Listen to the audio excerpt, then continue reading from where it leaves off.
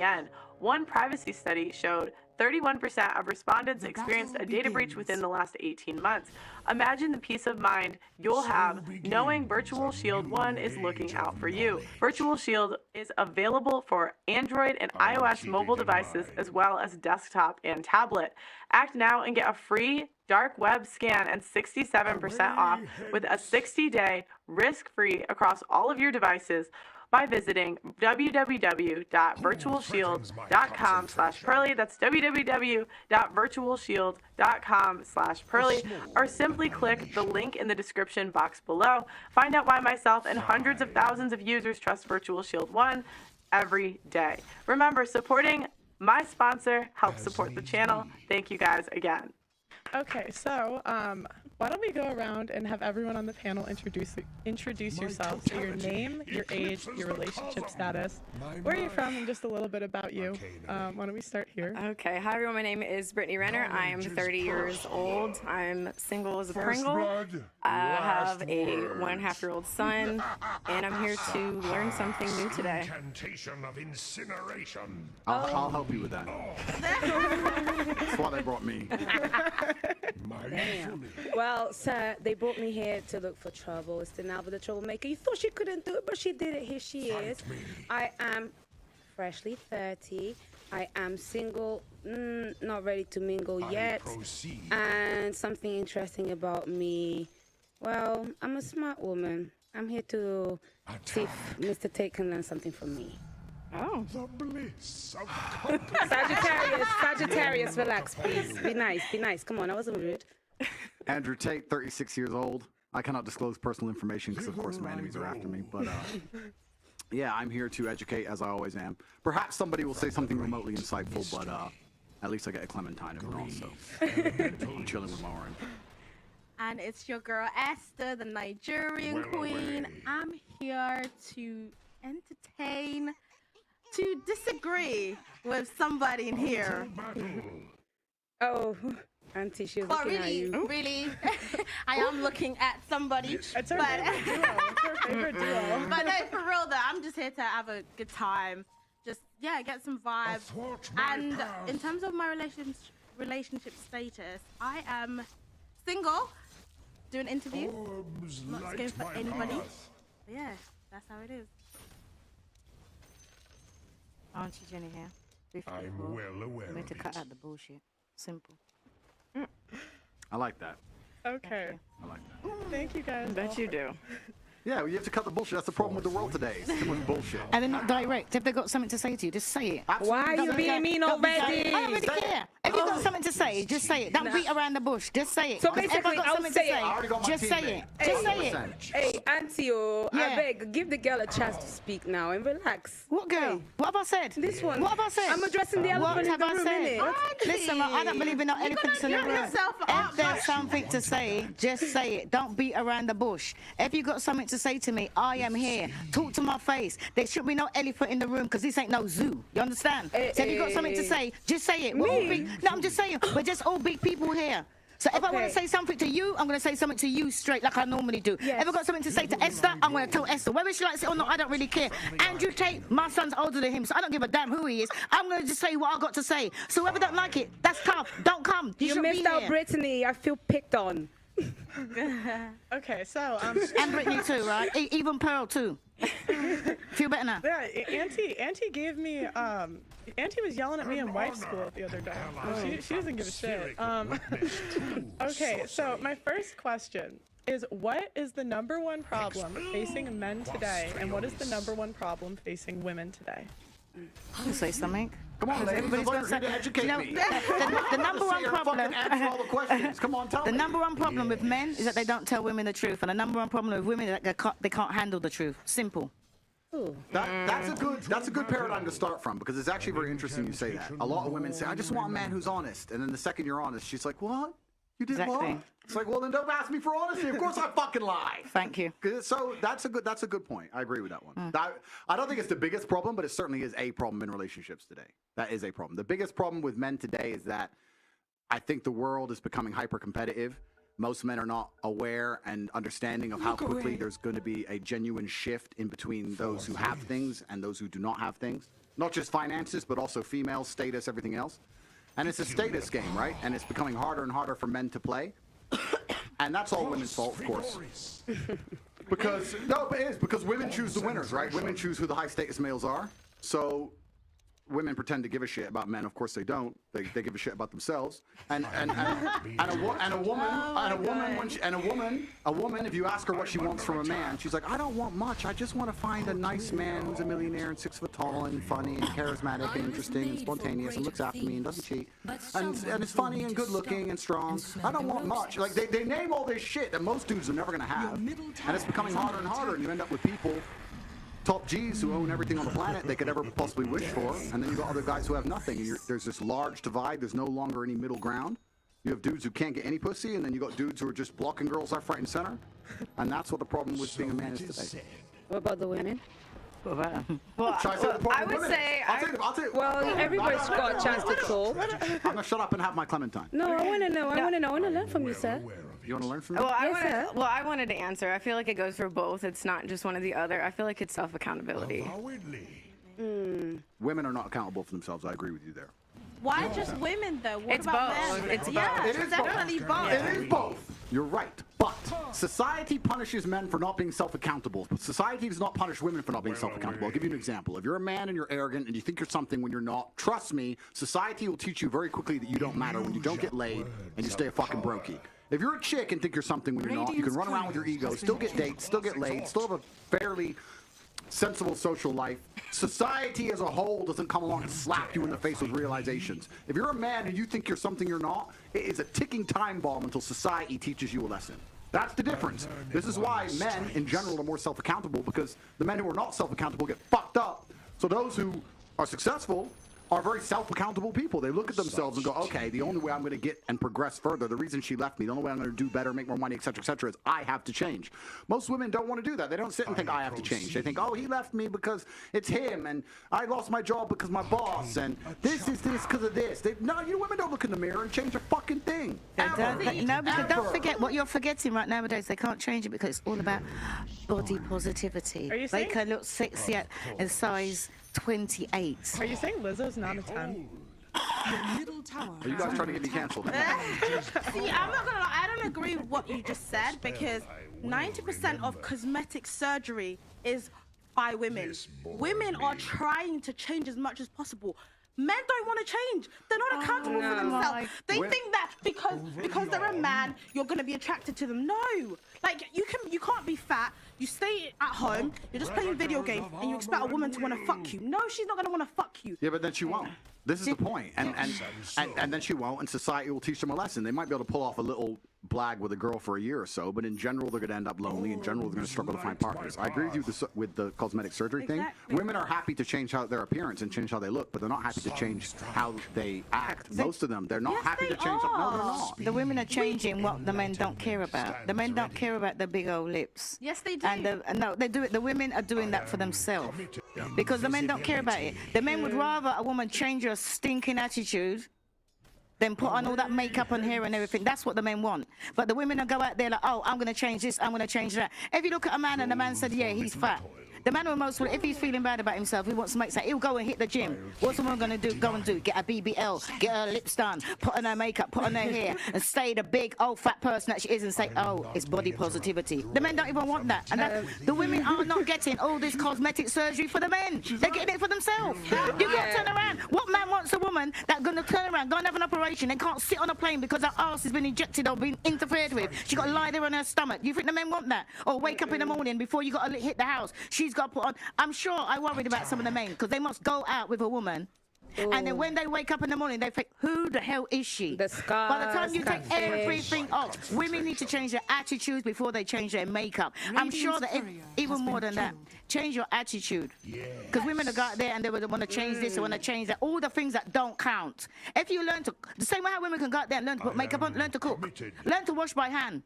Learn to please a man. That is so outdated, that's what you need to do. That's outdated, girl. She said, girl. That's outdated. She's right. For who? I'm saying it's like we had literally just talked about this off camera when you guys picked me up from the airport when we were talking about oh, what's the value system or the point system for a woman who cooks versus a woman who can suck good dick and fuck well. But you can cook and suck dick as no, well. but I'm saying is that Pearl, if you can correct me if I'm wrong, but quoting her was that when she interviewed people on the street, that there was more points given to something like a sexual return as opposed to, oh, wash dishes by hand, there's a dishwasher. Why cook? We can eat out. There's a chef. People don't give a fuck about that. That's what they think. But we literally just talked about this yesterday. No, it was okay. I did a street interview and I asked the guys, would you rather have a girl that gave good head or a good cook? And most guys they want this. But I think that's For more, the quick but I think satisfaction. that's more for like a one night stand. But what I'm versus trying to say is that long-term. if you, all the women out there, and they're talking about, well, some of the women want to be settled down. They want a man. Right? And you've got to think what the man wants. The man ain't interested in that. Look at, when you're doing street interviews, you're interviewing single people. Look at the people there that are happily married and ask them what they do. Because all the things that the women out there are doing, you can be a housewife, you can be going out, you can suck head just as good as any old tramp on the street. And keep your man, and have a man. And I can say that because I'm 32 years in counting. Auntie, you can't say attraction's not important now. You can't say attraction is not important though. It is important. For you to get Initially. initially, exactly. A man is not gonna find you attractive and then think, oh, because you can cook well. It's got a chef. A man's going to Especially a man find you that's got money. attractive and he's Okay, going let's ask Andrew. Andre, would you be with a girl that's 5 out of 10 because she can cook? That ain't what I said. Oh, well, firstly, that's not what she said, to be fair. And secondly, I'd be with a 10 out of 10 who can cook, because I'm top G. But to make the point, I think what you have to understand is what men are looking for in a relationship. So you did the street interview, and you're asking single people, probably young people, probably idiots who know they're on camera talking shit about good head all this garbage. It's bullshit. What men are interested in life, not just in their relationship, but in their life as a whole, is status. I don't think most people understand, especially women, how competitive the male world is and how competitive it is for status. This is why men do everything they do. Men buy the faster car, not to drive any faster, because of status. That's why we want a bigger house. We don't give a shit where we live, it's because of status. That's why I want to go to the gym and get big and strong, because of status. Everything we do is about status. That's why we want better jobs, why we want more money, why we want to be respected. So what's the number one thing we want our female to give us? Status. That's what we want. So she can give us status by being beautiful. That's one thing she can do. But another thing she could do is if I turn up home and I come home with my boys and she says, I'll cook you all a steak. That's status. That's all my boys going, Ross, you've just been out all night and she's here and she's going to cook for all of us and she'll clean up and tidy up. Boom. That's the kind of girl a man's not going to want to lose because it makes him look good. That's what men want. Status. Suck a dick, blah, blah, blah. Listen, dick can only be sucked in so many ways. I mean, let's be serious about this. Have you had the Gok 3000? No, this is actually a serious point, right? This is a very serious point because the Western world has collapsed in real time and it's a failed society. And one of the reasons it's a failed society is because of the over-sexualization, especially of females as a whole. If a woman comes up to me and goes, I'll be the best sex you ever had, I am fucking revolted. I don't want the best sex I've ever had. I want you to be pure and a virgin. You should know what sex is. Cook my fucking dinner. Shut up. Don't come and talk to me about fucking sucking dick. It's vile. It's disgusting. I don't want to hear that shit. Can I say something? I don't want to hear that shit. What I want is a woman who makes me look good. No woman who's running around talking about sucking dick can make me look good. So I lose interest completely and utterly, and that's the truth. So what she's saying is completely correct. These are old school things, but it's not about the act. Yes, you can order food, of course. It's about the status that comes with it. That's what it's about. Sagittarius spoken like a true one. That is true. My man's a Sagittarius. Listen, well, my man's a Sagittarius. So basically, it's a straight shooting sort of conversation. But I think that sometimes we get distracted and we talk about the bicker between men and women. I think that the problem that men and women have is the consequences of the bad decisions that the 1% of powerful men make on our behalf. Because our problems are on a societal level, less than between women and man. That is why there's a lot of competition between men, this chase for status that they will never get. Why is that the fault of the 1% of men? Because they're the ones that drive the machine that runs this. The West It's always been that way. Yeah, but then think about the men that are at the top now, the corruption and everything that's going on. And this is why it feels very good to sit next to somebody like you and just say, do you know what? I appreciate that you say things that are really true. You expose a very toxic truth and a very true truth as well that is out there. But the reality is, on the trenches, when you go to the grassroots, people don't feel the way that you feel. It's not as simple as what you say. They are victims of this system. So my job here is really not to try and make it about men and women, is to make you understand that actually we need to start changing the narrative. You don't want to make it about men and women. They're both messed up on either side. Because then women look bad. No, because it's about everybody together. Women have their traumas, men have their traumas. I'm not here to fight against men and women. That's small. I understand what you're saying. I understand what you're saying. But the idea that this 1% of men have created this terrible society. Yeah, I talk about that. I talk about the Matrix. I talk about these things. But it's always been this way. It's always been a small elite group of men who are in charge of the world.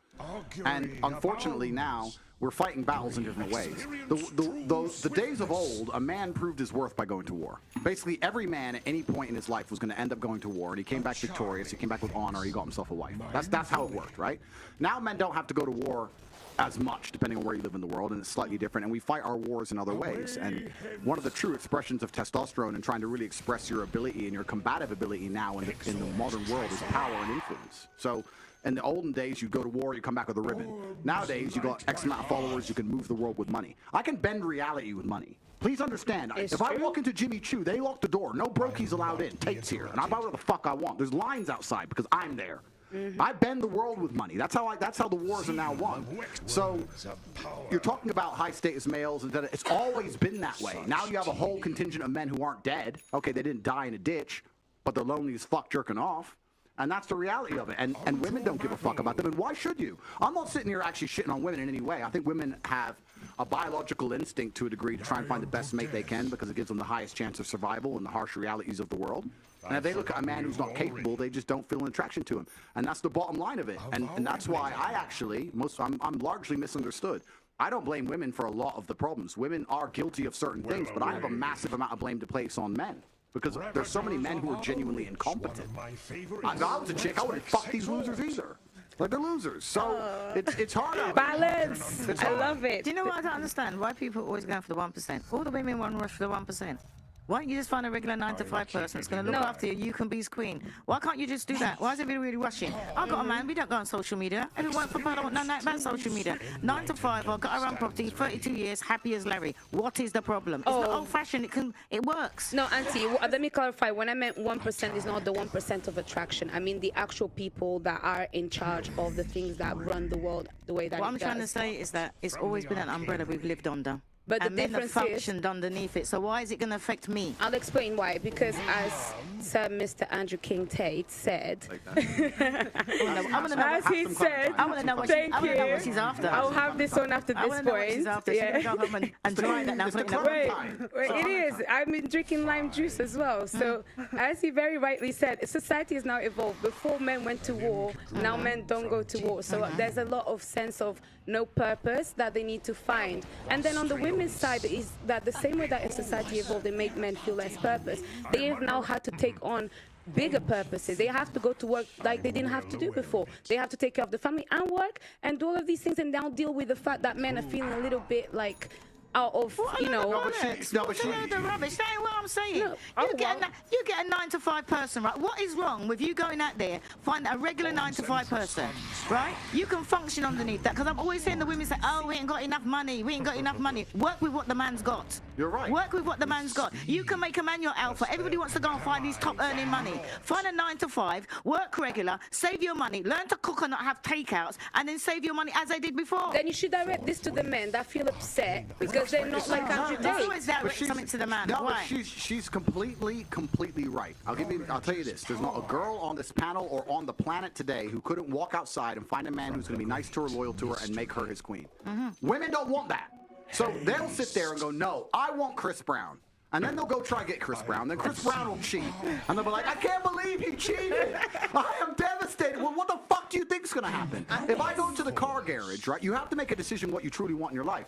If you truly want to just find a man who's going to look after you and take care of you, you're going to be his queen, he's going to be loyal, you can find that all day, but you're going to have to settle to a degree where a lot of women perhaps are not prepared to do that. You see how women act. They'd rather chase a fraction of a real G's time than have 100% of the time of a fucking dude who they don't respect at that level. And it's kind of like going to a car dealership. You walk in there, if you want reliability, you can get a Nissan. But if you want to get a Ferrari, it comes with headaches. It's going to come with problems. So when girls say to me, oh, you know what, Andrew, you know, you should be loyal to that. Men like me don't have to be. And you know that. So why the fuck are you here trying to tell me what to do? Because you know I don't have to be loyal, and all the girls I'm fucking don't have to be loyal. So why are you sitting there pretending you expected me to be loyal when everyone knew from ground up day one it was never going to ever fucking happen? And you're still here. You're still texting. They're going to be the one that changes you. Well, no, yeah, of course they are. That's the biggest mistake that girls make. So whose fault is this? This is the female decision. They sit there and decide, no, I want this. Cool, then you're going to have to accept he ain't going to be loyal to you. He's barely going to reply to you. That's the game. They like being cheated. I swear to God, this show has made me believe. I think women like to be cheated on. I don't. I swear to God, no, because all y'all ever talk about is your exes that cheated on you. That's all y'all ever talk about, and it's like only that's talks about that. The regular women that are on here. The women that come on the show. Oh, good thing I'm irregular and extraordinaire. But do you not think it's because we're not holding men accountable? So when a man, because he's a top G, cheats on a woman, it's like, well, what do you expect? When you should actually turn around to him and Accountable say, for what? Accountable for its natural evolutionary biology. Is cheating morally correct? Yes. Yes. How can you say that? Are you You're joking? okay with your woman cheating on you then? Absolutely not. That's her. No, because Oh, it's around when she cheats on you, but you can cheat on her. There's not been in the history of humanity across any culture, any book, any story, any fable, there has never been across the history of humanity any respect put on the name of a promiscuous female. Ever. Ever. You name the biggest conquerors that you can possibly name from history. Genghis Khan, Alexander the Great, all of them. They all had 100 wives, bunch of children, big G, conquered the world. Normal. That is normal evolutionary biology. That's how men are designed to be. There's never been a single female who's been celebrated for her promiscuity ever in history. It's always been frowned upon and disgusting. So yes, we are completely and utterly different. Yes, it's different if a woman cheats on a man. And if a man is at a complete top level of his life and ticks every single box, and if he decides to be loyal, which some do, and I can be loyal, and I have been loyal, but there's also times in my life where I think, fuck it, I don't want to be, and get a new girlfriend every single day of the week.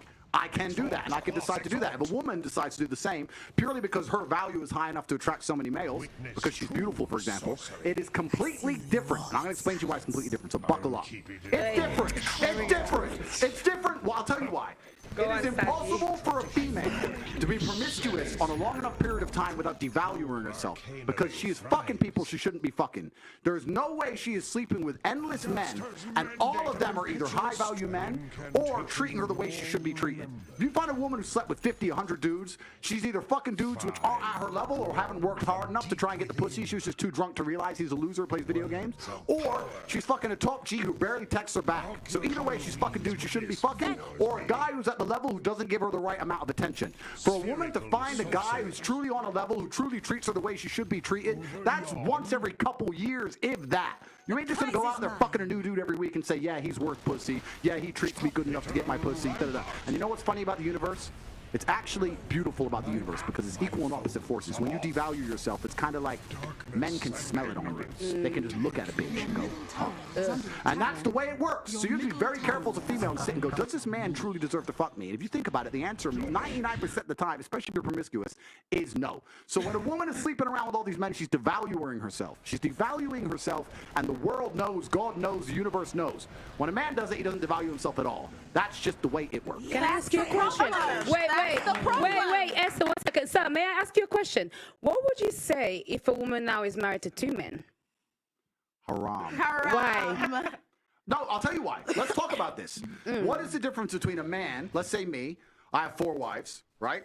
What's the difference between a man having 4 wives and a woman having 4 men? You can impregnate the 4 wives at the same time. You can impregnate the 4 wives at the same time, and we know who the parents are, right? So let's say you had 4 pregnancies, you know who the mother is because she's carrying the baby, and you know who the dad is, top G.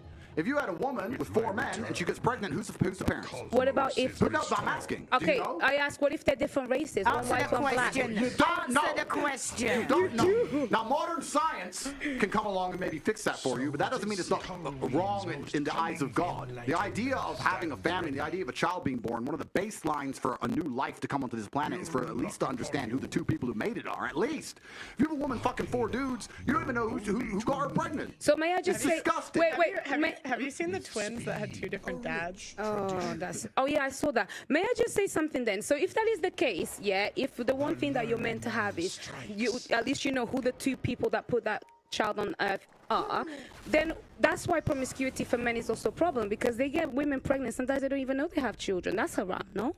No, it's completely different. It's different because you have to understand, I'm talking about humans. You look at humans from a societal perspective, but society has changed, right? So let's say 200-300 years ago, if a woman got pregnant, she needed a man to survive. If that man didn't take care of her during pregnancy, she was going to die. She couldn't work a job. Couldn't hunt, couldn't fish, whatever, right? A woman literally needed that man for survival. So if you were to come to me and say I'm pregnant, but you've been fucked by 4 different dudes, I'll be like, who says this is mine? Why am I looking after you? None of them want to look after her. She will literally perish. This is why in most of the world today, still today, virginity is so coveted, and throughout all of history it's been so coveted, because that's the only way to ensure paternity. She's a virgin, I know that's my baby. She ain't a virgin, prove it's mine. Outside of this modern science bullshit, Shaitan, the devil we have here in the West, in most of the world today, without virginity or at least a low body count or at least anti-promiscuity, you can't tell that that's your baby. So it's a completely different thing. You're looking at the idea of a woman being pregnant and coming to a group of men and saying, one of you has to take care of me and put up with me when I'm fat and moody and annoying and I need my bills paid. And all the men are going to sit there and go, no, fuck no, prove it's mine. You can't prove it. Bounce. Where it's different. If I get 4 women pregnant, we know the deal. Okay, so let me ask you a question. So obviously back then for survival, women needed a man. Otherwise, when they were pregnant, they could die and all of these things, they would perish. In today's society, given evolution, given the fact that as women we can go and get... Yeah, but I'm not saying that. Isn't there a glitch between what is actually happening and the nature of what we have in our bodies? I think that's probably the conflict that we're having right now. Glitch in what way? In the sense that women don't feel like they need men in the most physical sense, perhaps like right. naturally. It's very interesting. Women don't feel like they need men in a physical sense because life is soft, but it's bullshit. And it's bullshit because you still need men by proxy, 1, and 2, the second life gets difficult, you very quickly learn how much you need men. But women will go, I'm independent, I don't need no man because I have an OnlyFans and men pay my OnlyFans, and if anyone comes up to me, I'll call a male police officer. I don't need men. Shut up, you fucking idiot. Of course you do. You just named your whole life is based on fucking men. The road you're driving on was paved by a man. The house you're living in was built by a man. The car you're driving was designed by a man. Your whole life depends on men. And the second anything bad were to happen to you, the second you were physically threatened, or times were to get hard, or war were to start, or famine, or riots, the first thing you do is find a big strong man, shit yourself, and throw the feminism out the window. Feminism goes out the fucking window the second that the snow needs shoveling, or there's a fucking broken down car, or the tire needs changing. Then all that crap vanishes. It's garbage. And this is the very interesting thing. I'll make a point here, which is going to get me canceled again, but I don't give a fuck. But this is the point. Feminism in and of itself can't be defended. The point of an idea is that it can be defended by the people who believe in it. This is what the whole point of war since the dawn of time. It doesn't matter if it was the Christians against the Hindus. It doesn't matter if it was the Germans against the French. There were people who had ideas and ideologies, and they were prepared to fight each other to defend their ideology. Feminism is an ideology which cannot be defended by feminists. The only people who can defend feminism are the men who subscribe to the garbage. If all the feminists were to get in a line and say, we want feminism, and the conservative men were to get in a line, you will learn very quickly it's bullshit. I had a friend in Afghanistan when Taliban kicked America out, and he told me the Americans were telling the girls they could go to school. So they built all these girls' schools, and they put the Afghanistani Defense Forces there, and they funded the Afghan Defense Forces to protect these schools. You had American satellites, you had night vision goggles. Taliban were afraid to attack. America leaves, now you have Afghani Defense Forces. They're basically blind. They don't have satellites anymore, don't have night vision, whatever. So now it's a real war. The men are standing next to this girls' school. The Taliban are coming. You're some dude. You're standing there, and you're looking at this girls' school going, I don't really give a fuck if girls go to school. Bounce. And you didn't fight. So that's why they all gave up and Taliban took over so quickly. And when I said this, the girls like, yeah, they should have fought for us, feminism. Why don't the women fight? Wait, the women can't defend their own fucking idea. You need men to defend feminism. So that's why the whole thing is stupid. So, if the second men don't defend it, it just fails as a fucking ideology. It's garbage. May I tell you something now? So this is the thing. This is when we assume that women perhaps don't have the physical or even mental ability to go to a war. Wait, because this is the thing. For example, in Ukraine, a lot of women took up arms. And in fact, I'm Angolan. I'm Angolan. I'm Angolan. And don't lie. Listen. People at home. Wait, no worries. I'll talk about my personal story. Let me tell you something. This is the thing. I think it's also really silly to assume that, for example, a woman, because she didn't go to school, she'll not be as intelligent as a man. Therefore, naturally, a woman is not intelligent. No, it doesn't make sense. If we're now starting to normalize equality and we want to put everybody in the forefront, give a woman a gun. Who's normalizing equality? Well, that's what people are wanting. Then that's people the case. Like who? Let me tell you, who wants to normalize equality? People like who? Feminists. Who else wants to? Actually, no equality. I want respect. That's really all I want. Stopping you from getting respect. No, I get respect. I get respect. I get respect. So, that's what I want. That's what I like. Respect. What I think is, you don't even know what you want. I'll tell you what I Don't know want. what you want. You want As a equality, woman, I and you want carry myself respect. differently. I actually hold the things that I have done in the fights that I fought. I hold it. That's why when you speak to me, I don't move different. I move different to many of the girls. That's why when you talk to me and you argue with me, I don't take argue it. with You do sometimes. you. And I I'll don't tell you argue. something. A lot of women may have the accolades to be somebody, but they are uncomfortable to own that. And the reason why, then I would like to ask you, for example, I do need a man, for example, to, you know, procreate. But other than that, I'm quite strong. And I would find a way to protect myself differently. With that mentality, what would be the man that would be for me then? Janelle, what would you do if one of these security guards broke into your door? What would I do?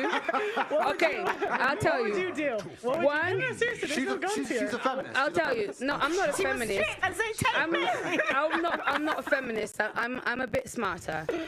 Okay, Either okay, I'd play these dead. two guys. One. Yeah. Okay, they see you're not dead. It's okay. They No, see I'd you be like breathing. this, and then if not, maybe I would kind of like be very gentle and comply to find a way to get out of it. so If they want to come and kill me, there's not much that many people but can let's do. make an important point. You're talking about equality equaling respect. The way you get respect as a woman is by being feminine. There's nothing. We can be equal and very, very different. I'm not saying that there's not equality, but you've confused equality with the same. You can be equal with Equity. completely different things. You can have a bishop and a knight on a chessboard. They're equal in terms of points, but they do different things, right? A woman can have equal respect to a man if she is very good at being a woman, and a man gets respect for being very good at being a man. When a woman decides she wants to act like a man, or a man wants to act like a woman, that's where all gets fucked up. We try and pretend it's all the same. It's not the same. Men and women are good at different things. We have different strengths, different weaknesses. There's nothing wrong with accepting that. There's nothing wrong with saying, I'm a woman, I'm good at X, he's a man, he's good at Y. Then we work together as a team, we have a beautiful family, we're happy forever. It's only confused where you have women who sit and go, no, because in the name of equality, we can fight and work. There's no fucking women on the front line in Ukraine. That is psyop bullshit. They put some chick there dancing around doing Pokemon dances to try and convince men to go fucking die in a ditch. It's garbage. If you go to the front line of Ukraine right now, you do not see women in their makeup and their manicures. You see fucking men in the freezing cold dying. You know where the women are? Dubai. Chilling. That's where the women are. So to sit and pretend that women are just as capable physically as men is a fucking lie. It's delusion. To say that you're as strong as men is delusion. You are good at other things. You're better than men at a lot of things, but it's not the physical world. And the unfortunate reality about life, this is what we're saying when I was saying earlier that feminism goes out the window when things get hard. The harder the world gets, the closer it gets to the baseline of humanity. The unfortunate baseline of humanity is violence. Yeah. That's what happens if all the electricity were to go out and all the police were to quit. This would become a violent place very quickly, and there would be fucking zero feminists left. Zero. You would all need men. That's the bottom line of reality. That's the bottom line. So you have to understand as a woman and say, okay, I need a man who's good at being a man. But no one's saying that we don't need men in society. Of course we do. We're talking about relationships. Yeah, you're strong, but the thing is, I can live my life as a woman and not need a man. What's a woman? Oh, Pearl, stop like it. in my day-to-day life, I don't need a man to fix my car. I'll just go to the mechanic.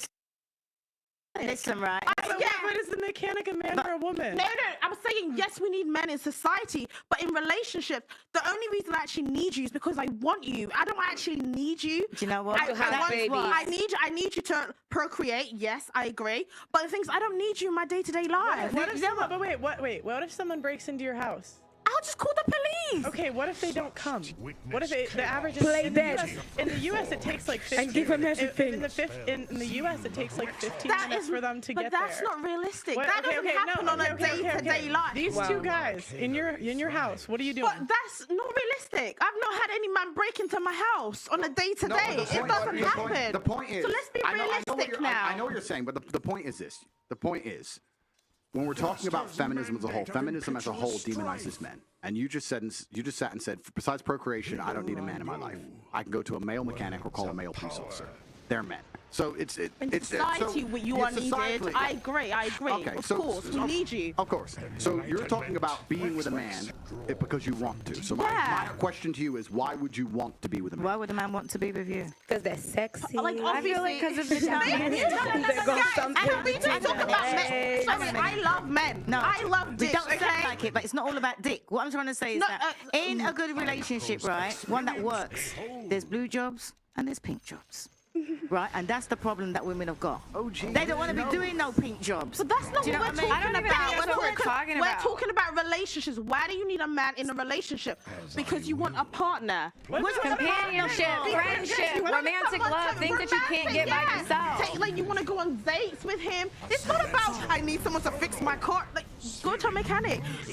You're not safe. Call the police. Not like, true. it's not that deep. Wait, what about a father to your kids? You don't think your kids Exactly. don't need a He dad? can be I around. definitely want that. These are the stuff. This is the reason No, I you need a need man. that. I agree. Wait. It's not that you want it. You need it. I agree, and these are the stuff that I need in a man. But it's like, at the end of the day, it's not like I completely need you. But the whole point is if the lights went out tomorrow, you would need a man. In society, agree. Why do we In act like women are so relationship, useless? It's not that I deep. can change a tire. I'm saying if the lights went out tomorrow, you would need someone to protect you. You Yes, would. of course. In society, not my boyfriend. I'll go underground. Like, half of my exes can't even do anything. That's actually another problem. A lot of men can't do much. Do you know what I mean? Not everybody is strong. In this day and age, guys can't even fit a tire. You It's cannot. actually You cannot. ridiculous. No. Not true, my sister. But I can cook. I can cook. brothers. And the thing is, And to I'm take not speak to even. your brothers. They don't know how to do I'm nothing. not even saying. Guys, Can I just say we something? have to do one at a time. Can I just say something? This is why you can't blame all men for your poor choices. You can't say, I'm talking to both of you because you're saying, yeah, my man can't do this, my man can't do that. What? And you want to settle down. Why would you go and choose a man that can't do these things that you wanted them to do? Because my man could do all the blue jobs. I need a man. Because most men grow up with a PlayStation instead. Most men grow up with a PlayStation and porn and things. No, that's the truth. It's not. It's not. Speak for yourself. Speak for yourself. That's the man you Listen, pick. I tell you what, Sorry, I don't need a mechanic as my boyfriend. You know what? I need a father to my children. I don't need. You know something, right? She needs a police father. Hang on a minute. officer. She needs a father for her children, right? So she's gonna go out there, right? And you're gonna buy your child an electric car. You're gonna go and buy your child a bicycle. Who the hell's gonna put on the bicycle and fix the electric car? Who's gonna do it? You got YouTube. I know how to do these things. I I fixed a Bentley before. Why I do you need fixed a man? Bentley. And you can do everything yourself. Go and get some sperm donor or something because you obviously don't need a man. That's the future, I And the think, thing you is, know. no, the future for who? No, of That's like the problem. society. Because at the end of the day, right, What listen, year are you hang living on. in? The What year that year you're are supposed you to be living in? Because hang on a You minute. act like we are in the Stone Age. Let me finish talking. Let me finish talking, right? Now, you got a man, right? And you've been busy all day, right? And you're in your bed at 1 o'clock in the morning. And your man comes in with all of his friends and said, oh, babes, all the friends are here. They're hungry. What are you going to do? I'm a traditional woman in that aspect. I love to cook Why for my is man. it that when people start cooking, they think that cooking is traditional? It's everything. It's not just about cooking. They always say, oh, I cook for my man, so I'm traditional. I have a question. I have a question. Wait. I I have a question. Are you virgin? You're traditional. You're virgin. Are you a virgin? No, I said in that aspect. I'm not gonna comment on me being a virgin or not. But what I'm gonna say is, every human being should be able to cook. She's a Man she's or a hybrid woman. of tradition and I'm a person modernization. that survives. You know, I need to cook to survive. Can I ask Mr. to take something, right? I'm going to ask. Sure. Right, because I can't, I don't like bullshit, right? And there's some people that I can't Why even is it bear exciting, talking to, right? So I'm going to talk to him because so far he's talking sense. Thank you very much. Thank you. It's You're giving welcome. pick me. Right. Who said pick me? Listen, who just said pick They me? want me. Don't look at me. I said Did it. you say pick me? Give him pick me. Give him Because pick we're me. having a whole Listen, right, conversation. listen, right, I don't want to talk to you. I want to talk to Mr. Hang on a minute. I've been with my man for 32 years. Clap for right? yourself. 32 years. I don't need to clap for myself because I'm happy. I'm not here. And what I was going to ask him, right, is how would you think a woman? Would you think Why are you that shouting? woman? Can you Would you calm think that down? woman? Just calm down. I'm loud. I'm naturally. You don't want to hear me shout. Anyway, Mr. Tate, like I was saying before we got rudely interrupted, right? Now, is this your idea of a woman that you think deserves a man? I'm here, single, but I'm looking. I'm here. I'm like taking, if you want to hook me up, let me know. And I just want anybody, but choose. How does that make you feel? What is that kind of woman that you think deserves a man? Well, he's a top G. You can't be asking him these But you questions. don't want top G's, mortals. innit? We're mere mortals, Speak auntie. for yourself. I'm no mere mortal. I'm a mere mortal in his presence. Because nobody Come on above now. me. I Which am kind not of a question mere be mortal. that? Auntie, I unlike am you, not a we mere have mortal. options. I'm a mere I am mortal not next a to mere this man. mortal. We have options. Even auntie. this 8.5. If you're options, then where's your ring? That is the most stupid thing. Because I actually can choose. I've not found a man that I want to be with. Okay, that's Well, I know your reality is you gotta beg a man to cook you. Hang on a minute. a minute. You said, unlike you, I have options. We have options, yeah. You're out here looking for a man. You're out here saying that you're looking for a man. Where did I say I was looking for a man? Oh my gosh, you was at the advertising when we done the introductions. That's what you said. I said I was doing interviews. That is what you said. I didn't say I was going out looking for a man. I said I'm doing interviews. You come to me, I'm going to decide if I want you. Mr. Tate, listen to this insult, right? Listen to the insult. I'm not insulting you. Hang on, listen. All right, then what do you call it? Sign language. What I'm learning. Sign language. Right? Listen to what she just said to me. Unlike you, I have options. Fuck you, 32 years. You think I want options? I'm happy with my man. Skipping, you don't really have much options, though. Because the way No, you're like, it's not pick me. Auntie, she meant clout. Wait. She meant chosen so bad. Esther, I'm sure you didn't mean pick me. You meant clout chaser. Is that what it is? It doesn't matter. We can go with that too. I'm sorry. I was just trying to clarify your problem. I was just saying. Wait. I've totally lost it. Why would I want to have options when I've been in a happy relationship for 32 years? No, clout chasers is fans. It don't make no sense. You can monetize on YouTube with clout. Why are you calling her a pick me when you were the one advertising at the beginning of the show? I said I'm doing interviews. I wasn't advertising nothing. It's banter.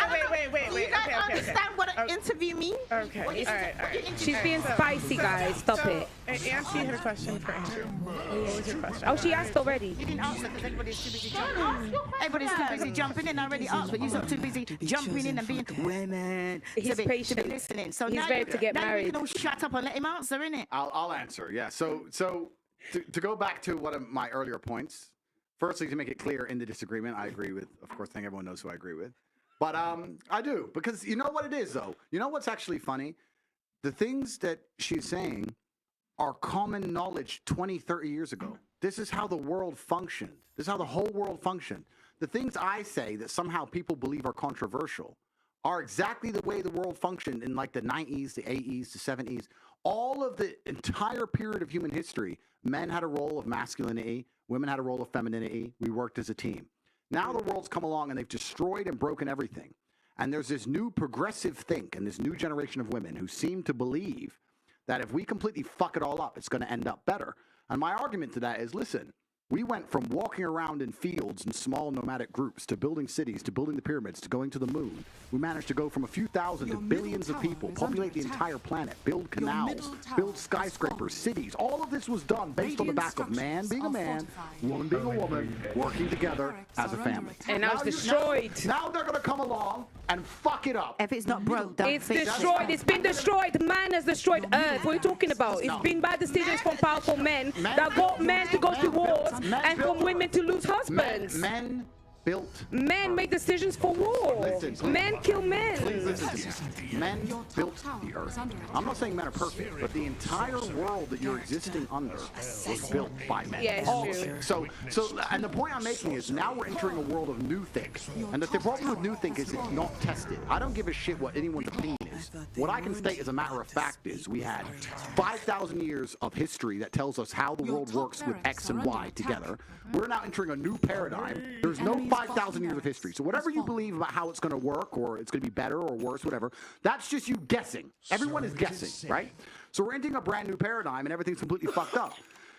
The point you were making earlier, which is a fantastic one about if I pick a woman who's advertising, et cetera, men always, please keep this in mind, especially if you're a female. People always say, you know, the number of emails I get from girls who say you don't give enough girl game. I'll give you girl game right now. Your man wants status. That's what he wants. You need to find a way to make him look good to the world and to his friends. So how do you do that? I'll tell you. One of the ways a man can get status is to get the girl that no one can get. That's a very simple way, right? So I said not ready to mingle. I did right. Okay, no, but this is the truth, right? If I date a girl and she's perfect in every way, head to toe, and then I say, I met this girl, yeah, she's this. Oh yeah, I took her for a date. Even if you didn't fuck her, did you fuck her? No, I just went for a date. So you went.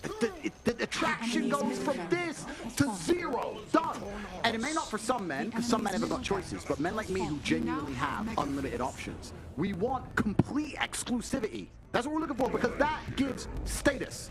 That's what you're looking for. So you have to be very careful as a female with all of your actions, all of your interactions with your boyfriend or when you're looking for a boyfriend, etc., and say, am I going to make my man look better by doing X or look worse? Simple things. I've had endless arguments about girls' nights out, right? Oh, you're insecure. Da, da, da. It's not about insecure. I don't give a fuck if no man talks to you all night long. I don't care if you're going out and you're going to an all-girl club. I don't care. I know that when my boys say, oh, all the girls are going out, and I say, not my girl, she stays home. I look good. That's it. She stays home. She doesn't go out. She doesn't want to go out without me. That's status. It's not about the night out. It's about the status of being the man in the house. That's what a man wants. He wants respect. He wants to be the man of the house. I say she stays home. She stays home. Big G. Boom, boom. That's what we want. Can I ask you something? What does the woman want in your eyes? What do you think? And what's the game you give for the boys? I'm going to tell you, but before that, I need another Clementine, and I need to give half to our friend here because she just rolled her eyes at me. And I'm perspicacious. I notice everything. She doesn't realize I'm a ninja. I detect these things. Even when I'm looking directly ahead, I can detect it. So I'm going to give her some of my Clementine, and she's going to feel better. So I'm going to get a Clementine for you. Would you like some Clementine, my dear? I'm sure. You want some Clementine? I think for me, it's like... I asked you a question. Would you like some I would love some. You want some Clementine? Yeah. Okay. Clementine's coming. All right. Go on. Continue. Okay. What? No, I mean, I just feel like this is definitely a different conversation for me because I'm very open-minded. I love hearing different perspective, and I do feel like this is a newer idea. Like you said, within the last 30, 40 years, this is a new concept. We don't know how it's going to end. I just know from like my experience, other women that I've met as well, it's like the reason for even like relationships why they're not lasting is because people don't want to put up with the disrespect. And like even when you were talking about like, oh, it's okay for me to cheat but not for you, my thing is like, why not have transparency and have it be polygamous, polyamorous, whatever works for you? That's like to me where it loses me with the traditional stuff. I get it. It's like, why can't we have transparency? If I sign up for that, cool. So how does it? No man in a million years. Let's all be realistic, right? No man in a million years is going to meet a girl he likes and go, I want to be polyamorous. Like, come on, that's gay. Let's cut this bullshit. So let's be realistic. How does a man show love to a woman? Tell me. Exclusivity. Wrong. That is how. Time, resources, and something else. Time, resources. So yeah. That's a good way to start. So sexual exclusivity is how a female shows primarily that she's interested in a man. He's the only man who has sexual access to me because I can get pregnant, and this man is the only man who can do it. That's how it's done. A man.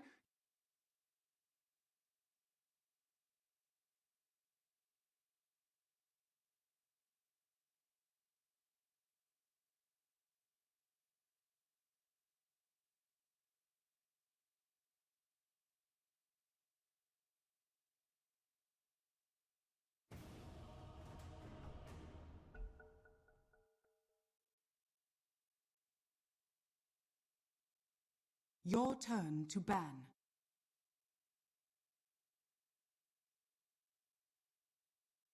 Five seconds remaining.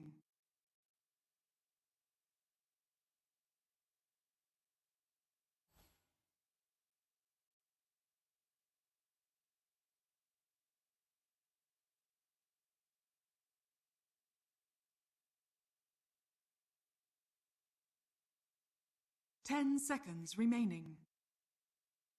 Yes, I'm not saying all men can cheat. I'm not saying all men should cheat. I'm not saying that. I'm saying that if I truly love a woman, she won't sit there and go, he shows me his love because he doesn't fuck anyone else. She'll sit there and go, he shows me his love because my bills are paid. I'm in a Bentley. I fly private.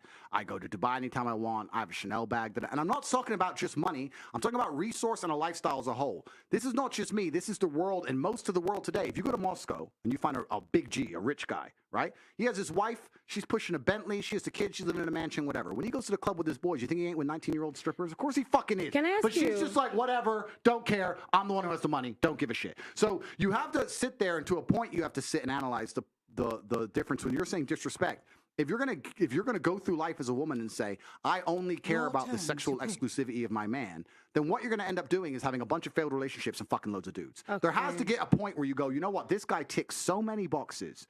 Once a year, twice a year, he's out with his boys, does some dumb shit. I'm just gonna pretend I didn't notice because my bills are paid, I'm looked after.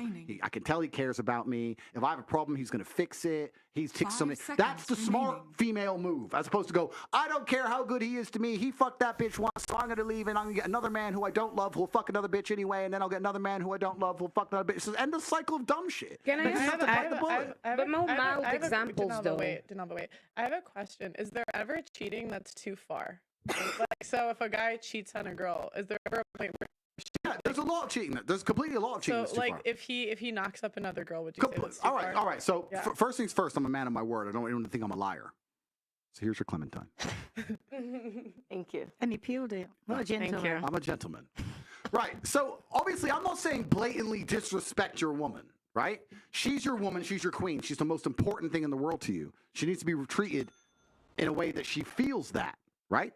But it's unfortunate because I keep back to this baseline point. But the reason I keep going back to this baseline point is to try and explain to everybody at home how simple the world can be if you go back to the baselines of it. Why do men cheat? Most women don't know. You'll see them all the time. Why do men cheat? Oh, because men are just stupid. And why do men fuck girls uglier than their main chick? Why do men do all this stuff? You know why? I'll tell you why. Let's go back to the first thing I've been saying this whole time. Prepare Status. for battle. Yeah, that's my chick. She's home. Took this one home. Yeah, I got that one. She's chasing me. That's Status. dead. Status. But it's stupid to females. I get it. But that's the male world because sexual access is an easy indicator of status. So that's one of the reasons they do it, right? So you have to go back into the baseline of why men even cheat in the first place. I'm telling you, if you're a woman, the smartest thing you can do is look after your man, make him not want to cheat. Be perfect. But there's going to be a time across a 20-year marriage you might just need to be a little bit blind. A little bit. Just a tiny bit. Just don't look at his phone. So and you'll be cool. You'll be cool. so- Just make sure the bills are paid. He does his job as the man. What Now, if I'm you not can saying- pay your own bills, but no, I'm saying- though? but this is it. We'll talk about that in a second. But I'm not saying allow this for some fucking Joe Schmo. I'm not saying let some fucking loser pick you up, lock you down, and go cheat That's on you. right. I'm not saying that. I'm saying if he's a G and he's doing enough of his other jobs. As for you saying, what if you can pay your own bills? Then what's the reality you face? Just like I described earlier, I'm going to decide that the thing that I prioritize above everything, above his resource, above the amount he cares for me, you'll see men cheat on a woman and then cry his eyes out trying to get that woman back. He still loves you. It's not the same as if you cheated. He loves you with all his heart. He'd die for you. He'd take a bullet for you, and he'd still fuck that bitch. Doesn't matter. It's a different game for men, right? So you're sitting there going, well, I'm going to prioritize his sexual exclusivity over all of his other attributes. You're just going to end up having endless failed relationships, fucking too many dudes, and then what's going to happen is your psychology is going to break because females don't like to accept the fact that if you sleep with enough men and you get rid of the stigma around a new dick, your instant answer is constantly new dick. Ah, he didn't text me today. Fuck it. Someone else. Ah, he was rude to me. Fuck it. I'll cheat. Ah, he was this. I'll get a new boyfriend. And then you end up just jumping on cock all day and you're fucking done. You need to, the reality is you have to come to a point where you get a guy and he ticks boxes and you're like, you know what, I'm wifey, I got the Bentley, he does whatever he does, but my bills are paid. That's So it. when would you say Fair enough. when would you say it's too far? I'm just curious if there's a line that you would like if he spends money on another girl, if he like when does it Okay, that's a good question. And other second question, do you think that men ever fall in love with side chicks? Very good question. And this is a long and in-depth answer, but it's a good question. Let me peel my Clementine. But it's a good question. Where is too far? I think publicly disrespecting is too far. So like you'll notice. Let's take the Moscow G. All right, let's take an oligarch, a billionaire from Moscow. He has his wife. He has the girls he's in the club with. The girls he's in the club with wouldn't fucking dare message his wife. They wouldn't dare step out of line. Like they know their place, right? So if there's a hierarchy and they know their place, that's one way of doing it. Spending money on a girl, certainly, yeah, because men show love primarily through our hard work. Not just through our resource, but through our hard work. If you take a man who's not particularly rich, he shows his wife love by getting up every day, going to work 9 to 5, working his ass off and paying those bills. That's how he shows love. That's why he does it, for his wife and his children. Most men are out here working bullshit jobs, carrying trash. They're doing that to show love. So giving money, yeah, that would be a far more scary indicator than just sex. Let me give you all an example. I don't know if you all know my history, but I used to run a webcam business a long time ago. Don't want to talk about it, blah, blah, blah. But I had a bunch of girls who used to sit online and talk to guys, and they had laptops, right? This is a long time ago. And I used to sit and say to some of the webcam girls, I'd say, this man who is sitting in and logging in every night and sending you money every day and telling you he's obsessed with you from the other side of the world and missing out on time with his family to sit here and talk to you and send you money. That is more cheating than if he just went out and banged something. If he went out and banged something and came home, then done. But he's sitting here giving you his time, his money, his affection. That's cheating for a man. For a man to sit there and give money and time away, right? Yeah. So you have to stop this idea of sexual exclusivity. Yes, that's for females. That's how females show their love to men. It's not how high status, at least, males show their love to females. And anyone who wants to disagree with me, call me wrong, call me misogynist, whatever bullshit, look at a history book. Every king, every sultan, every conqueror, every emperor, every knight, all of them had maidens, wives, all of them. That's history. What level of G do you have to be allowed to cheat? Well, no. it's not about even being allowed to cheat. I'm not even saying that. And it also depends on the partner you're with. I'm not trying to sit here and advocate for men to run around and fuck a bunch of women. I'm not saying that. That's I'm what you're doing. No, but I'm not. No. Let him explain. Let him land. Let him land. It's about to come. Now, one sister, let him land. No, but Go I'm on, then. not. I'm not. What I'm actually trying to do is describe the baseline unfortunate realities of human dynamics. And I'm trying to explain now to the world that any woman can get a man who will not cheat on her if she's prepared to sacrifice a bunch of other things, perhaps, right? In the olden days, it was different. The world was a different place. It was a completely different place, and it was better. Now it's all fucked up. It's fucked up on every level. And men, especially the high status men, most of them have struggled so hard to become high status. They've been through so much shit to get where they are. It's like telling him, if you climb this mountain, you can go to a candy store. And he climbs to the top of the mountain, and the second he's in the candy store, after one piece of candy, that bitch is saying, no more candy. He's like, no, I just climbed this mountain. I just got rich. I just went through X, Y, Z. I finally got here. I'm finally in the candy store. Now you're telling me I can only have one piece of candy? Okay. What man's gonna agree to that? Do you think that men owe a woman loyalty if she was there from the beginning? Absolutely. They absolutely owe that woman loyalty. Oh, sorry, sexual loyalty. That's what I meant. Sorry. Sexual exclusivity is different. Sexual exclusivity and loyalty are completely disconnected for males. Nobody wants to talk about this, but it's the unfortunate reality. It's true. I am telling you, you can get a man, he can go on a holiday, can fuck some stripper, can come home, and you can lie detector test him. Do you love your wife? Would you die for your wife? Would you take a bullet for your wife? He'll pass the lie detector test. He loves her with all his heart. He'd do anything for her. It's just pussy. It's not a big deal. It's different. I feel like, I guess my question would be then is like, how do you view sex? Because I like sex at the end of the day is spiritual unification. I feel like I've gone through a lot of different stuff. I've had a lot of different experiences where I did not value myself, so I never had a man that valued me. So it's like, yeah, you rack up guys and guys you shouldn't be texting back or whatever. But I feel like I understand that there is a difference with how men view sex and how they move around in the world. But it's like, sex is a sacred thing, no matter male or female is doing it. So that's why for me, like my biggest, like the hardest for me to understand is like, this is such a sacred thing, and it's just it's like taking a piss for a guy. Can I just say something? You sure you weren't making love to somebody that was having sex? I'm sorry? You sure that you weren't making love to somebody that was just having sex? Hey, auntie, that's have I? No, that's what it sounds like to me. It sounds like as women, they make love to men that are just having sex. Right. That's the difference. That's not the point. But my thing is, okay. I think when men hear that though, it's like if it was sacred to you, you would have waited till you were married. But it's like right. No, I get that. But the reality is like the world is not so black and white. So I understand that there are these things in place that worked and made sense, and now we're approaching an era that like we don't know what's going to happen. But there's gray area. You've had sex, I've had sex, she's had sex, we've had sex with different guys. That doesn't mean that we're damaged goods, we're used goods. I understand status is a big part of that. I understand that sex is viewed differently, but I feel like you should not. If you're looking at face value, I can understand why you'd be judged from your past. But if I'm a guy interested in you, I don't care about what you've done. But that's the thing.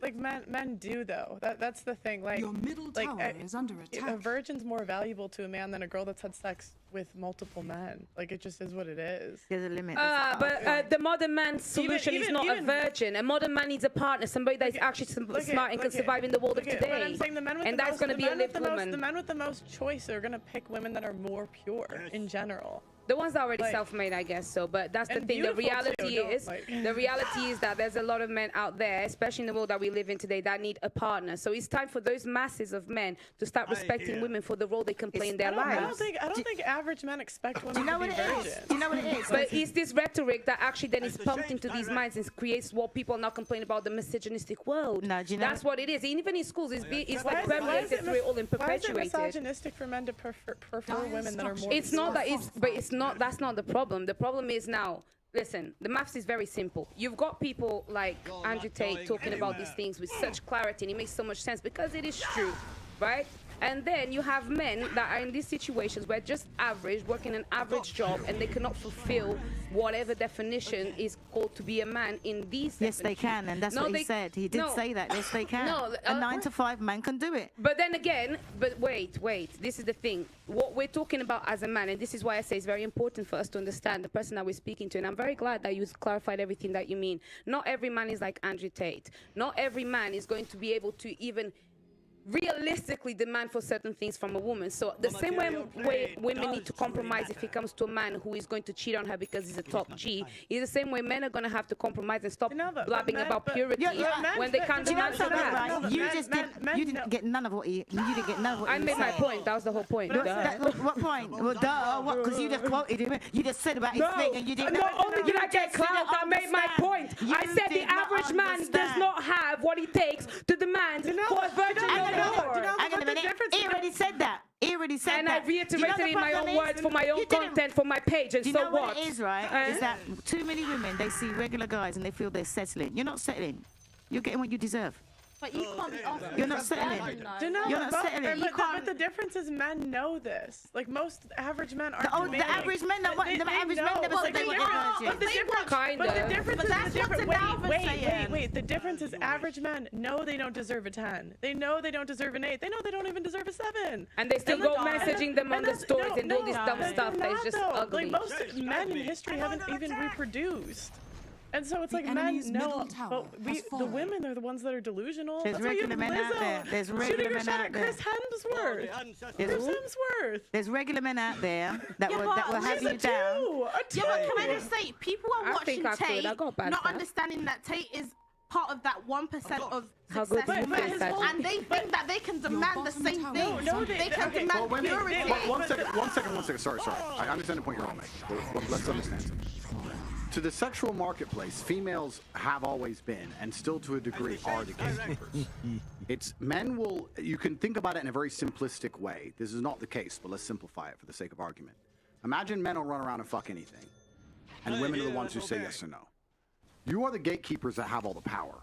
And this is what's actually truly interesting about the sexual marketplace, because whenever women go, there's not enough good men, then why are you fucking, of course, why would they be good if you don't make them be good? You're fucking losers. That's a good point. So women. So you're talking about. I'm saying that a man at a certain level can't do certain things. If you were with Joe Schmo and he wasn't treating you the way you believe Joe Schmo should treat you, then why are you with him? Leave. Like women have the gatekeeping. So if you get Joe Schmo and he treats you like you're his queen, and treats you perfect, good. If you get a fucking guy in the absolute upper echelons of value and you still aren't happy with what he's giving you, then leave. Women are the gatekeepers. You women actually have all of the power. This is what's beautiful about the whole thing. Women are constantly complaining. You have all the power. You're the ones who get to choose. Do you know who you should be mad at for all this shit? I'll tell you who you should be mad at. Do you know who threw away all the female power in the sexual marketplace? Promiscuous females. Because now you got chicks who will bang anybody without trying. So why should a dude get up and try? No, do you have any idea how hard it is to actually be? Let me make this clear. Do you have any idea how hard it is to actually be, no bullshit, a man? And I say this and women go, oh yeah, dude, as soon as most women encounter any kind of problem, the first thing they do is turn to a man. Their man, their dad, the mechanic, the police, a man. If you actually put a woman in front of a problem and go, no men, they're like, oh, whoa, fuck. It's a mental breakdown. Men, day after day, especially if you're a high-level man, let me make something clear from my life. I'll talk from personal experience.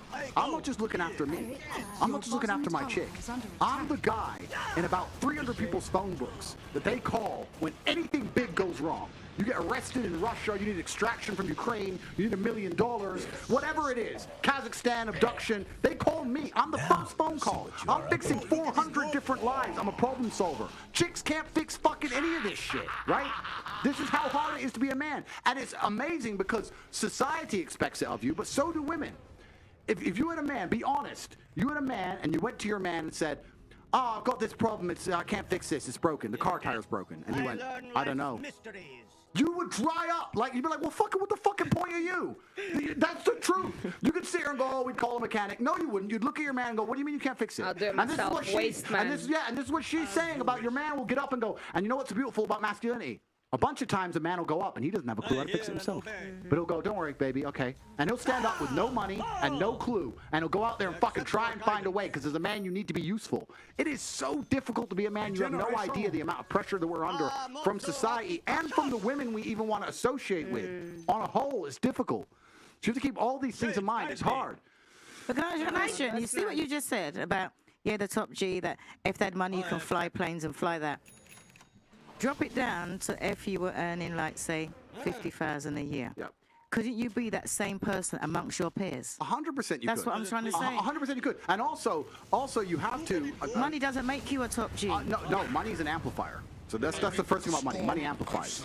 Men can make money. Money does not make men. If you're a dork and you get rich, you're a rich dork. If you're a G and you get rich, you're a top G. Right? So that's the first thing about money. And I agree with you. But traditionally, and this is the baseline, and once again, when I say these things, I'm not looking to be attacked for being misogynist. I'm just commenting on how I view the world and how I see things. Traditionally, a man primarily gives his attention to a female to get sex, and she gives him sex back to get the attention. That's the swap, right? So if I'm a dude and I want sex from a girl, I give her attention, I talk to her, I hang out with her, I spend time with her, eventually I get the sex. That's how it works. But the higher value you are as a man, the more valuable your attention is, the more valuable your time is, the less you have to give. It's like potency, right? So I can give 5 minutes to a chick, and that's worth 2 weeks of some other dude's time.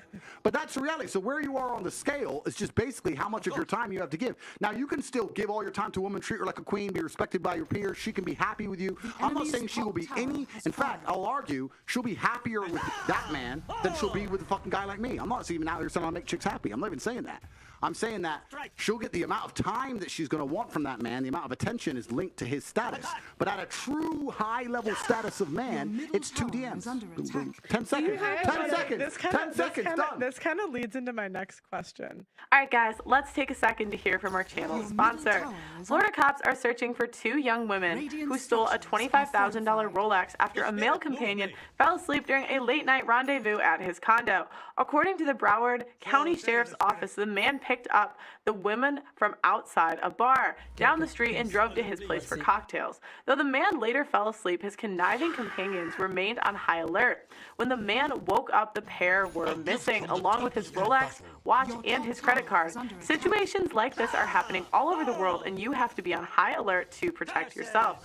One way to protect yourself from identity theft is with Virtual Shield 1. It monitors banking, retirement, and investment institutions for potential data breaches, dark web scans, social security protection with 24/7 alerts, and can protect you and your family with up to a $1 million insurance policy. Virtual Shield 1 also includes free access to Virtual Shield's industry-leading VPN with unlimited VPN access and advanced VPN Plus features to keep your internet and cell phone browsing activity anonymous and private.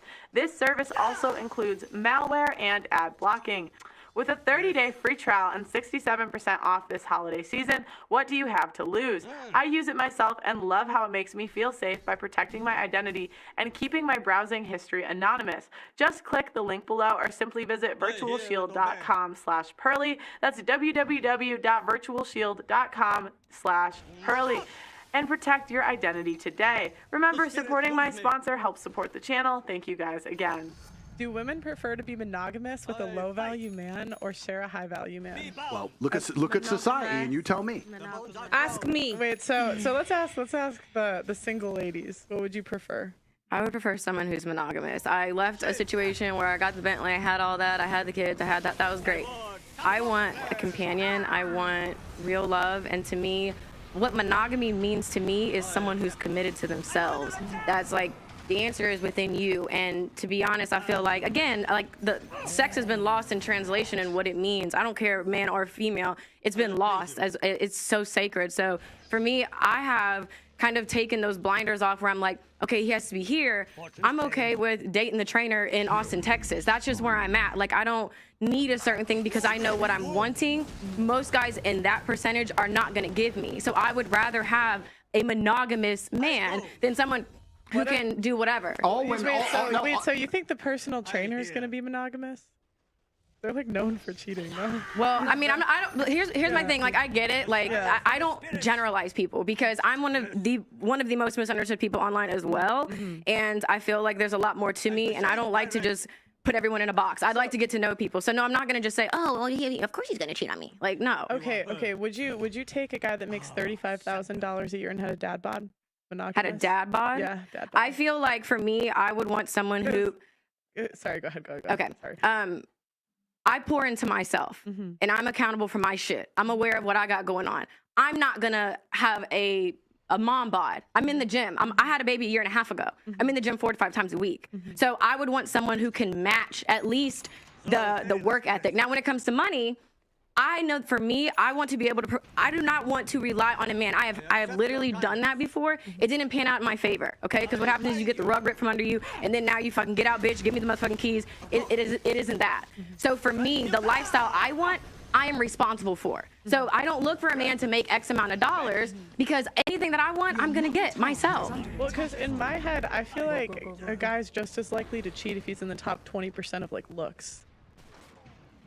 Just as likely as money. You know what I'm saying? Like, it just doesn't. Let me ask a quick question, just so I can clarify something, because I understand your points. You're saying you want a partner, a life partner. Are you sure? And I'm not accusing. I'm genuinely asking. Are you sure you're not confusing the amount of time the man spends with you with his monogamy? Because they're different things. Because what happens a lot of the time, if a man's out here chasing chicks, he's barely home. But imagine you had a man who was home 7 nights a week. He was always home. I'm talking about like an hour, like during his work lunch. You don't even notice. Then would you even give a shit about monogamy if you had all of his time effectively? Would you really care? I still would care because I feel like it's still just an hour a day, and it's not really quality time. I really have been in so many different situations. Again, the trainer in Austin to the NBA player baby daddy. Like, I have seen all of that stuff, and it's just my personal experience and perspective to where I want someone that sees the value in the Grand Canyon. I want somebody who. I understand. Okay, like, so that's a good point, and so I just asked the first question. I'm gonna ask the second question. The realization you've come to is an interesting one. It is something that happens, especially to females as they mature. Don't you think it's strange, or why do you think that 0 women on Earth choose those kind of men who they perhaps have slightly lower status, but are more likely to be loyal to them, be monogamous, etc. In the modern world, because like I said, the world's changed. Why do you think 0 women choose them when they're at the peak of their choices? So when a woman is 19 and she can go anywhere she wants, every man wants her, she can go on any yacht in Miami, she can get flown out to Dubai, where she has all the choices in the world, why is she completely uninterested in those kind of men? And then when she gets to a certain age of maturity and there's a whole new generation of girls who have all the choices, then they sit there and go, you know what? I deserve monogamy and and they all of a sudden want to grow up and mature. Why does no woman decide that when she actually is at her most valuable? I feel like like I said, I don't like to speak for all women. I just speak for myself. But I know for me that I was looking for a man for a lifestyle, something that I was not able to do individually by myself. So that's why it's like, well, yeah, I want to be able to do this, do that. I want to go for the football player that was just on GQ. And in reality now I realize, well, okay, there's a lot that comes with that. I can make my own money. I don't necessarily need that type of guy for the happiness that I'm looking for. Again, seeing value in the Grand Canyon is a lot different than like, okay, here's money for this, here's allowance for that. And here's an hour of my time. As you asking why a man that is 20, 21, 23 is not a top G like a 30, 40-year-old man. No, the point, your age actually dictates your sort of maturity to a large extent. Well, I'm arguing the point. The point I'm trying to make is that what I actually think happens, especially in the modern world, because the modern world's all fucked up and nothing's the way it's supposed to be, the traditional life path of a female is she's 17, she's 18, she's 19, and her value is massively inflated. And I don't blame her. Of course it's massively inflated. Imagine being 19 years old, have achieved exactly fucking 0 in your life, knowing nothing. You put makeup on, and sports stars, billionaires, actors, the most important famous people on the planet, the richest men on the planet are begging for your attention. The ego you're going to develop, let's all be honest, right? The ego you're going to develop is going to be monu-fucking-mental. I'm special, I'm so gorgeous, all this bullshit, right? And then what happens as they grow older, as new generations come along, because the truth is most women are at their peak attraction, let's say in their early 20s. As they grow older, what women become is far more fearful of competition. This is why you'll see a woman who's a bit older go, oh, you know, I really want monogamy. What she's scared of is her dude getting a 21-year-old. That's what she's fucking scared of. She may not know it, she may not say it, but basically that's what the truth is, because she knows a 21-year-old is going to be more desirable, higher status, more fertile, That's what she's scared of. Cheating is bad when you're 30 or 27. So no, but it's not about that. I'm telling you the shift in the female mentality, because when a female is 20, she doesn't give a fuck about any of this. She doesn't want to find the nice man. Now she's trying to, like you're saying, chasing a lifestyle, chasing Mr. Promiscuous, chasing Mr. Famous. Doesn't give a shit until she starts getting scared. Oh shit. Oh, my age begins with 3 now. And then they change, their mentality changes. It's a fear element. That's the reality. And it's a biological fear element. I'll give you an example of it. You know what's amazing about humans? We are still very primal. When men like these two and me, when we walk through the mall, people just move. It's like you can sense when the big animals turn up, right? It's something amazing about humans. If you have a very attractive 45-year-old woman, she's gorgeous, but a gorgeous 19-year-old walks in, look at that 45-year-old woman's face. She's furious. She fucking hates her. She just doesn't like her for no reason. Because women understand, unfortunately, but your age is a massive indicator in your value. In an inverse way to men, men are more valuable as we get older. Every woman knows that. Every woman will sit here and go, yeah, well, I know a man who's older than me. Of course. But if I say it the other way around, I'm misogynistic. It's just the reality of the world. So then we have to go into the other point. The point is this. When you were at your peak value, you had zero interest in monogamy. But then you find a man who's 35 at his peak value. He's finally struggled and worked, because when he was 19, no girl spoke to him. When he was 23, he was broke. When he was 24, he had no life experience. When he was 25, he couldn't fuck. When he was 20, whatever. He finally gets to the point where he's now at his peak value. Him at 35 is you when you were 19. And then you're sitting there saying to him, no, you should be monogamous. It's like, well, you fucking weren't. You did whatever you wanted in your peak. Now I'm finally got there. And I had to work for my shit. God gave you. God and L'Oreal gave you. I had to fucking struggle. I had to go through hell to get on this yacht. You got on the yacht with an Instagram DM. I had to buy it. And now you're telling me I need to fucking settle down and behave and grow up? Fuck you. Because it's bullshit. You're assuming that the journey is a man that starts with nothing to something, because there's a lot of men that is have exactly the journey of every man on earth. We are born without value. Do you so there's specificity in that. Can I just because that's not how it should be for everybody, and that's not how it is for everybody, and not for every woman either, as well, may I just say. Can I ask Brittany something, please? You know, like, then you've learned in the past, and now you want to find someone to settle down. With hindsight now, would you have reversed it and like started young, looking for someone to settle down with, looking for those values that now you know? I'm talking that with hindsight. Okay, well, I actually, from 18 to 22, I was in a relationship. I've always actually been a lover girl, despite what I put out online for, I've never views. seen you online. Yeah, that's fine. Well, that's even better. I have always wanted one person, and I feel like I was so delusional in thinking that, oh, I'm like you said, like I have value, I'm beautiful, I'm this, I'm at my peak. Like, why wouldn't you want to be with me? So, going into these relationships, or just like just people, my goal was always to get commitment. Like, I'm giving you my time, I'm pouring into you because I want commitment. And the reality is, I never really understood my value. So I was going through guys, giving up sex, doing this, and it didn't make sense. So I believe in, like, I stand on everything I do. Like, I don't do apology tours. It is what it is. And I think that's where I feel like when they talk about women being delusional and all these other things, it is true. Because what you have to understand is that there are repercussions to your decisions, which is fine. So then you're talking about, okay, well, I want this type of guy, I want this, that, and that. You're talking about maybe monogamy. That's 3 to 5% of animals are monogamous. I think that's what it is, right? So your window is really, really small for what you're looking for. And even to go on to the point you said where you were talking about it's like a subconscious fear, I think it's like, for me, I feel like if it was more of a fear, I would have just stayed in my situation. Like, it wouldn't have made sense. Like, I mean, that was my first kid. I thought I waited and did it, right? I left because I believe that there's something else on my heart when it comes to love, and I'm just going to have to trust that. And if that means being alone, having a dog, I have to take that chance, because the Bentley, the ring, the house, and still getting, again, deceived, right? Disrespected, because deceit is disrespect, right? So I cannot settle for that. I can't suck a dick and shut up. And that is where a lot of people don't like my views and what I represent, because it is something new. I don't know how it's going to fucking end. I don't know what's going to happen. So what would you tell your 17, if you had to, like, what would you tell your 17-year-old self, knowing what you know now? Looking back, and you had to meet yourself at 17, what would you tell yourself?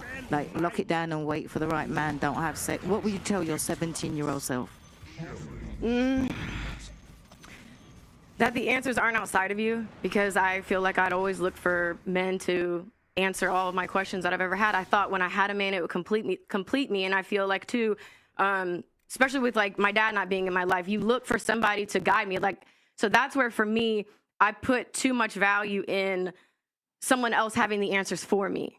So that's why I'm really big on accountability. So I would just tell myself like to be patient, to take your time. Cause I was always quick. Oh, let's try to get in a relationship. Like we weren't even compatible. There's a lot of just not compatible factors. So I feel like for me, it would be to slow down and to really get to know people instead of just blindly banking on potential that most likely will never be tapped into, or selling myself short because there's a fear of, well, I don't know, this could be the best that I could get. I might as well just shut up and suck a dick. And that's what I meant about women nowadays, because exactly what you'd be telling your 17-year-old self is what happened back in the day. So when I'm repeating these things, I'm going, oh, you're old-fashioned. But it seems like women do what they like, and then they hit a certain age and say, oh, well, I've got to settle.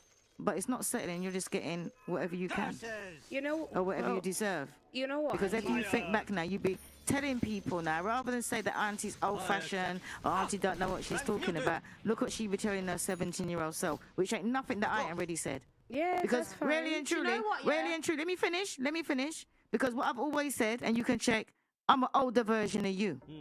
So where you've been, I've already been on up comeback. So that's why I asked you, what would you tell your 17-year-old self? Because me telling you is, I'm telling my 30-year-old self. Do you understand where I'm coming from? So it's not that I'm old-fashioned. It's just that women hit a certain age and then realize, oh my God, it wasn't that old-fashioned. You know, it works because it does.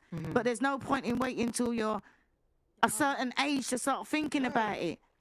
You know, even if you're like, you hold your own accountability. So it's like if you meet somebody and they were like 17, 18, and you saw them acting a certain way, they ask you for advice, you wouldn't say, do as I do. You say, listen, this is what happened to me. And this is what I thought. And what I recommend you do is blah, blah, blah. Am I right or am I wrong? If they ask you for your advice. No, I totally get what you're saying. Like, I totally agree with that. I think that no matter what you decide to do, you have to accept whatever repercussions come behind that. So any advice that I give to anybody is do what you want, but just know there are repercussions, good, bad, or indifferent, that are going to come behind it. So, I mean, and I think that's just where I'm at. I don't even think it's like an age thing. I think it's like, in reality, I have a son, and you really start asking yourself questions. And again, I hate that it took having a child to really look into my life and call myself out on my bullshit. So if you got pregnant earlier, if you got pregnant at 18, 19, would it? I was always on birth control. Okay. I was on birth control for a decade. I got off birth control because the person I was with wanted to have a baby. Okay. So again, I thought I did it right. Clearly not, because I wasn't married, but it still didn't work out because it just wasn't my guy. So that's where I just think, like, even if I still would have taken it slow, there just were a lot of people that just were genuinely not my person, and that's okay. I would just speaking of marriage, I wanted to know, do you think we're in a post-marriage society? Because on one hand, we hear that women should wait till they're married to have sex, but at the same time, we also hear from the men that they don't want to get married anymore. Your bottom tower is so what do we do with that? Seems like it's true, because nowadays a lot of people are looking at marriage as a contract rather than a partnership. And there's a huge difference between that, because with a contract, there are so many terms and many headaches and this and that. And well, it is a contract. Well, that's why. Leave, yeah. But that's because that is what it is now. Because realistically, the traditional sense of marriage is not a contract, really, in terms of the law. Once the law is involved, that's when everything went tits up, I think. Yeah, so the problem is that there's zero advantage to marriage in the Western world for women. There is zero statistical advantage. If you use your mind, if you use your head instead of your heart, and you look at the advantages of getting married, there are absolutely not really none. Because this new idea of New Age feminism just basically destroys all men in the idea of in the event of her leaving. And it's very common that women leave, right? Let's stop the man versus woman attack, etc., etc. Life's difficult for everybody. They all have different challenges, different things to go through. But if a woman marries a man and it goes wrong, she has emotional heartbreak. Fine. But if a man marries a woman and it goes wrong, he has emotional heartbreak. Plus, everything he has ever worked for is ripped out from underneath him, and he has to give that chick money forever. In some places, you don't even have to be married. Exactly. That's why the men don't want to live with the women either. That's right. So when you make these rules and these laws, right, under the guise of feminism and equality, all this garbage, all you're doing is scaring men away from commitment. And then you have to add in the other hidden element. And the other hidden element is what I said earlier, is whose fault a lot of this is promiscuous women, right? So when society's broken down, if women were saying, if all women got together and said, we'll only have sex after marriage, guess what men would do? get married, but you don't. Right? So now you're in Miami. I go to Miami. I can fuck anything in the club. I don't have to marry any of them. If I marry them, I get wrecked. So, like, let's all use our brains here. What am I going to do? Well, I'm going to be like, well, no. Bounce. See ya. No, no. So men have been scared away from the idea of marriage, and that's a lot of that is the fault of this new bullshit law and this new feminism and this new crap. They don't give men any tactical advantage. And I'm talking about small things. A man's not even allowed to be a man in his own house. You know, in England, you will get accused of emotional abuse. I can marry a woman, not lay a hand on her. I can just raise my voice at her. That's emotional abuse. I can raise my voice at her because she's going out drinking with dudes. She can go out drinking 6 nights a week with men. And I can say, what the fuck can my wife? Sit down. She can call the cops, call me emotionally abusive. I get arrested now. Now there's a court case against me. I have to go to court and defend myself. She'll divorce me, take my house. I have to sell my car because she's drinking vodka with fucking God knows who. But you notice that It's earlier on. insanity. What do you think of child support? And that's another interesting thing because a lot of these arguments, it goes beyond man and woman and it goes into the larger sphere as a whole, right? Because we talked earlier about war and how a lot of men used to die, and that doesn't happen anymore. So what you used to have in societies, and I'm not saying I have all the answers, I'm just commenting, right? What you used to have in societies is a bunch of men would die at war because men have more dangerous lives than women. There'd be a bunch more women than men. The top G's would impregnate a bunch of women, and the top G's could take care of the women, and that'd be et cetera, et cetera. That's now changed, right? So a lot of the reason that monogamy is pushed is because it's good for society. And it is good for society. It's good for society as a whole to have a man, a woman, a family, they're together, the man provides for the woman, etc. The government doesn't want to pay for all these kids. If you don't have child support, who's paying for these kids? The government does it. It breaks down, right? So that's why child support is enforced in many parts of the world. In certain other parts of the world, child support isn't enforced because they have religious beliefs or genuine family beliefs that keep the families together. But in the Western world, now you need child support because you've broken things down to the point where men don't want to be married to chicks. Chicks don't want to listen to the man. The man can't even be the man in his own household. He can't even feel respected where he goes. His woman gives him no status. And now he doesn't want to fucking deal with her anymore. So how do you get that kid paid for? Well, then tell the man, or you go to jail. And you just come along with the fucking long arm of the law and you fucking. And so, yeah, it's difficult. It's hard to answer. Yeah, but it's hard to answer. The true answer to all of it is an idealistic answer. I don't like to think idealistically and talk idealistically, but it's the truth. The true answer to it is to instill in the man a sense of duty in which he wants to take care of his woman regardless, because that's his child. But you will do that. I'll tell you how you do that. You do that by inspiring out of the man by being a very good woman. So I'll give you an example. If I had a child with a woman, and she was always a great woman to me, she never cheated on me, she was a good woman to me, and I was running around being whatever, and she's like, look, I just can't put up with you anymore. You're top G. You're gonna do what you're gonna do. I'm gonna look after your kid. You can see him anytime you want. I care about you. Please don't leave me in poverty. I'd say cool, 100%. I'm not a fucking dickhead. Can I cool, say, that's a real man though, because I was in a situation but I was just in a situation like that to where it's like hearts don't break even, and that's the reality too. It's like if those morals and principles are not instilled in a man, none of that shit matters. So obviously the child support stuff obviously hits close home to me because I'm already $50,000 just in lawyer fees trying to get him to provide. Yeah. You know what I mean? And it sucks because it's like you play in the NBA, like why don't you want to do more? And it's just because, again, of the relationship. It's personal. It's not about our son. Personal. That's right. So it's like, yeah, if you're not. I just feel like it's like, why do you get money for making a poor choice? Well, it wasn't a poor choice because it took two. I'm not trying to like disrespect you in any way. It's just like, if you laugh. And no, so it's like, why do you get money for it? It just doesn't make sense. Because we made a commitment. So we made at the end of the day, we made a commitment. We have a forever commitment. Fuck marriage. We are forever family.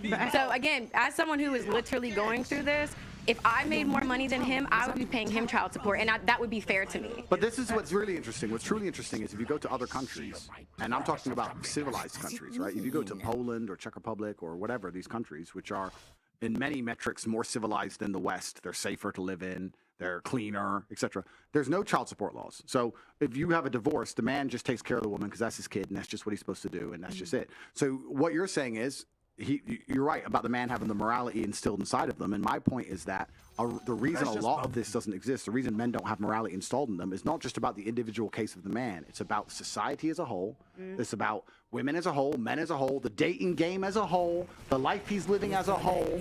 And this is the world we live in. This is why I was talking about how dangerous new think is, because now we have this new think, this new world, and we're living in this new world. And the truth is, as a man, now the game has changed. In the game of chess, sometimes it's not about winning. It's about making sure you don't lose. If you can not lose, if you can not blunder any pieces and protect your king long enough, you'll win the game. And there's a lot of men who are now like, okay, how do I not lose? Well, you know what? I become fucking ruthless. That's how I don't lose. I get all my sex because the women are promiscuous. I get laid as much as I want.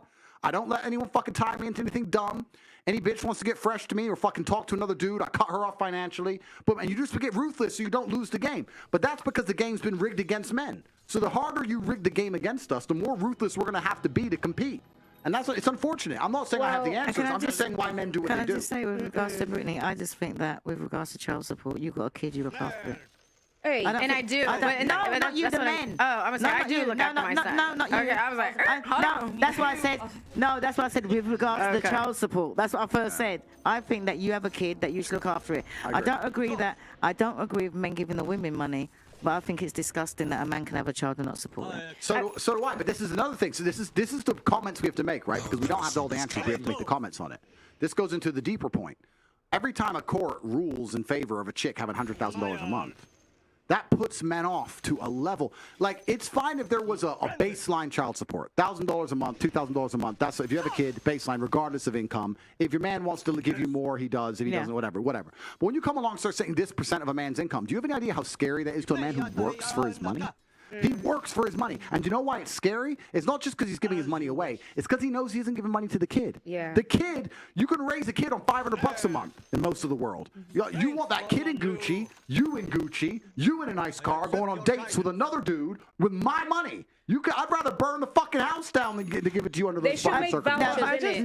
Make vouchers for child support. I just think it incentivizes poor decisions. Like I haven't gotten pregnant by someone, but I'm saying, you're gonna pay someone who's done that. Like, why do they get? Okay, no, but I'm literally telling you that if I made more money than him, I would have no problem paying for my child. And child support laws vary in different states. So in North Carolina, for instance, if you make over combined of $300,000 a year, then you are considered off the grid. So then you have to prove this is how much your rent is. Any bill that my son occupies, I get a percentage of. So on the low end, it would be 50%. If there's a big enough salary gap, it could be up to 97%. In the court, the judge gets to decide what makes the most sense. So if my child's father makes $20 million a year from basketball, he gets to decide if $6,000 is a lot, if $8,000 or $10,000, whatever. But you have to prove that. So it's not like you just it's enough money for a Chanel bag. Like my son watches Peppa Pig. That's a cable bill. You know what I mean? So it's a percentage of everything. So you're not like just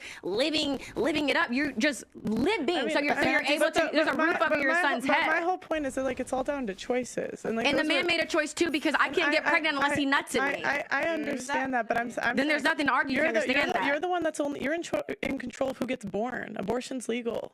Okay, as soon as he nuts, it's completely out of his control. Listen, can I just say something though? Wait, just Auntie, playing devil's advocate, that I had my child, and me and the dad went together, and I didn't take a penny from him, and the government wanted me to, but I decided that no, that it was better off that my child, I look after him myself. Anything he wants to give his son if he wanted to is extra, but I worked hard and I done it all on my own because it was just less, because it's less headache. It's this no, and I know a lot of women that went that route. It's not fair, though, that you have to think that he's not going to be a man and take care of his child. Don't you think that's fair on you? No, because he's my child and he's happy, and I'm going to give him what he wants. Child as well. He made that child. That's I don't need a man but the whole point is you choose who you sleep with. Listen, right, as far as he chooses as well. That's the thing. Yeah, this is two to tango. What are we talking about? I'm saying right now it's not fair because women have abortion. That's legal. It's not legal for them. Oh, they get no say. They get no say, and the same thing with birth control. I mean, I could have done, but it wasn't worth my time. Why am I going to go and fight a man? IUD. It's like 99%. But what if the man wanted the child though?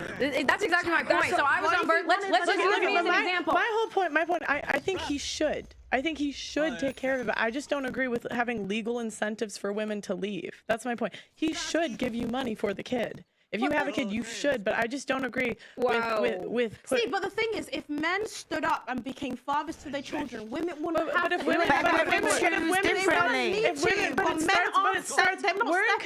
we're in control of who we sleep with. So at the end of the day, but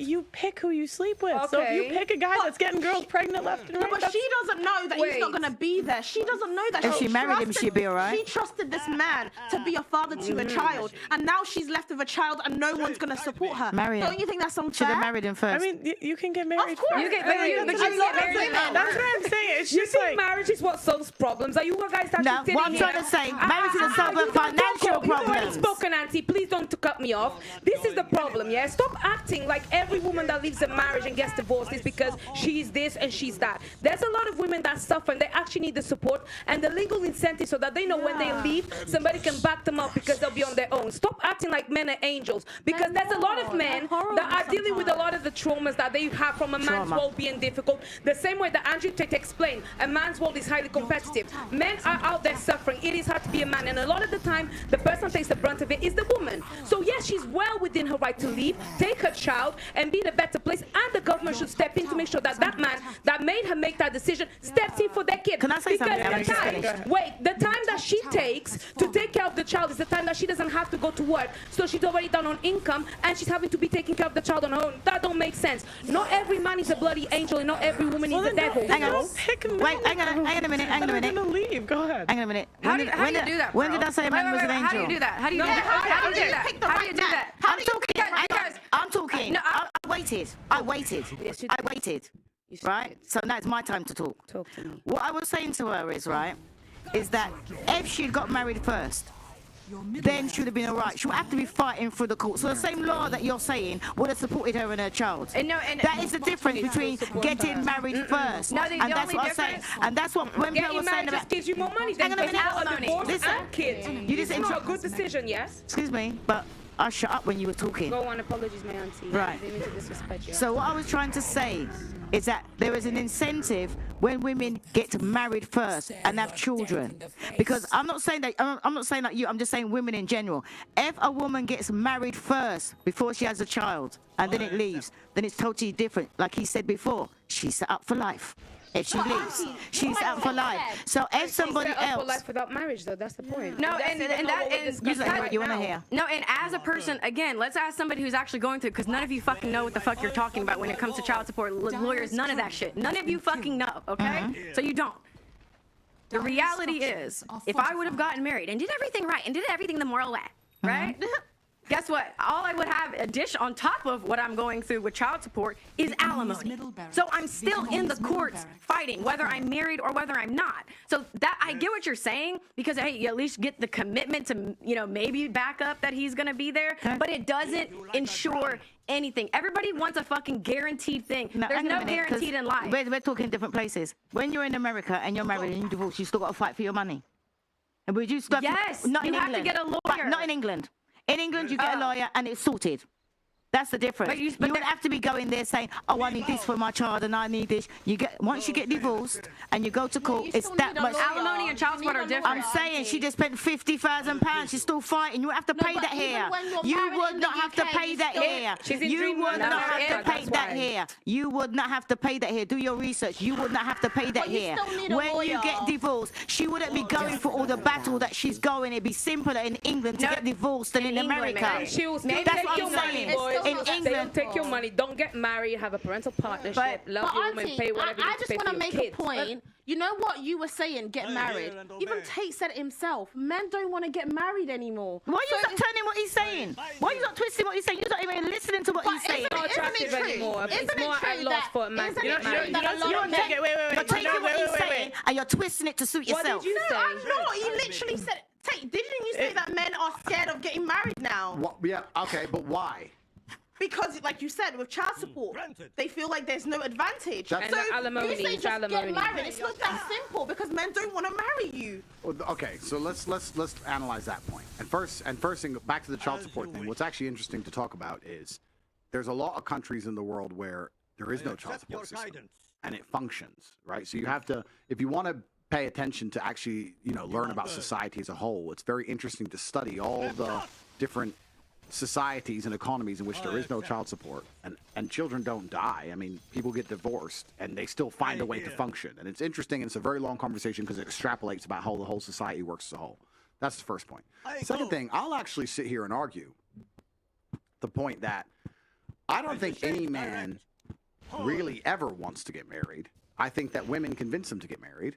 And I think that any woman who is genuinely serious about convincing her man to get married could do it.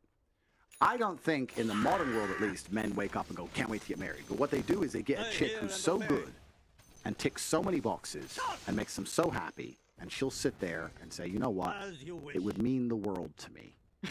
Please. And he'll go, oh, for fuck's sake, all right then. And that's what happens. So I still think you can convince 99.9% of men to marry. The point I was making is, the society isn't convincing the man to marry. It's not like it used to be where the man believed he had to be married. Society's done the opposite. So it's your job as a woman to make it clear to him that it is worthwhile. Once again, how would you convince a man it's worthwhile for him to say, that's my wife?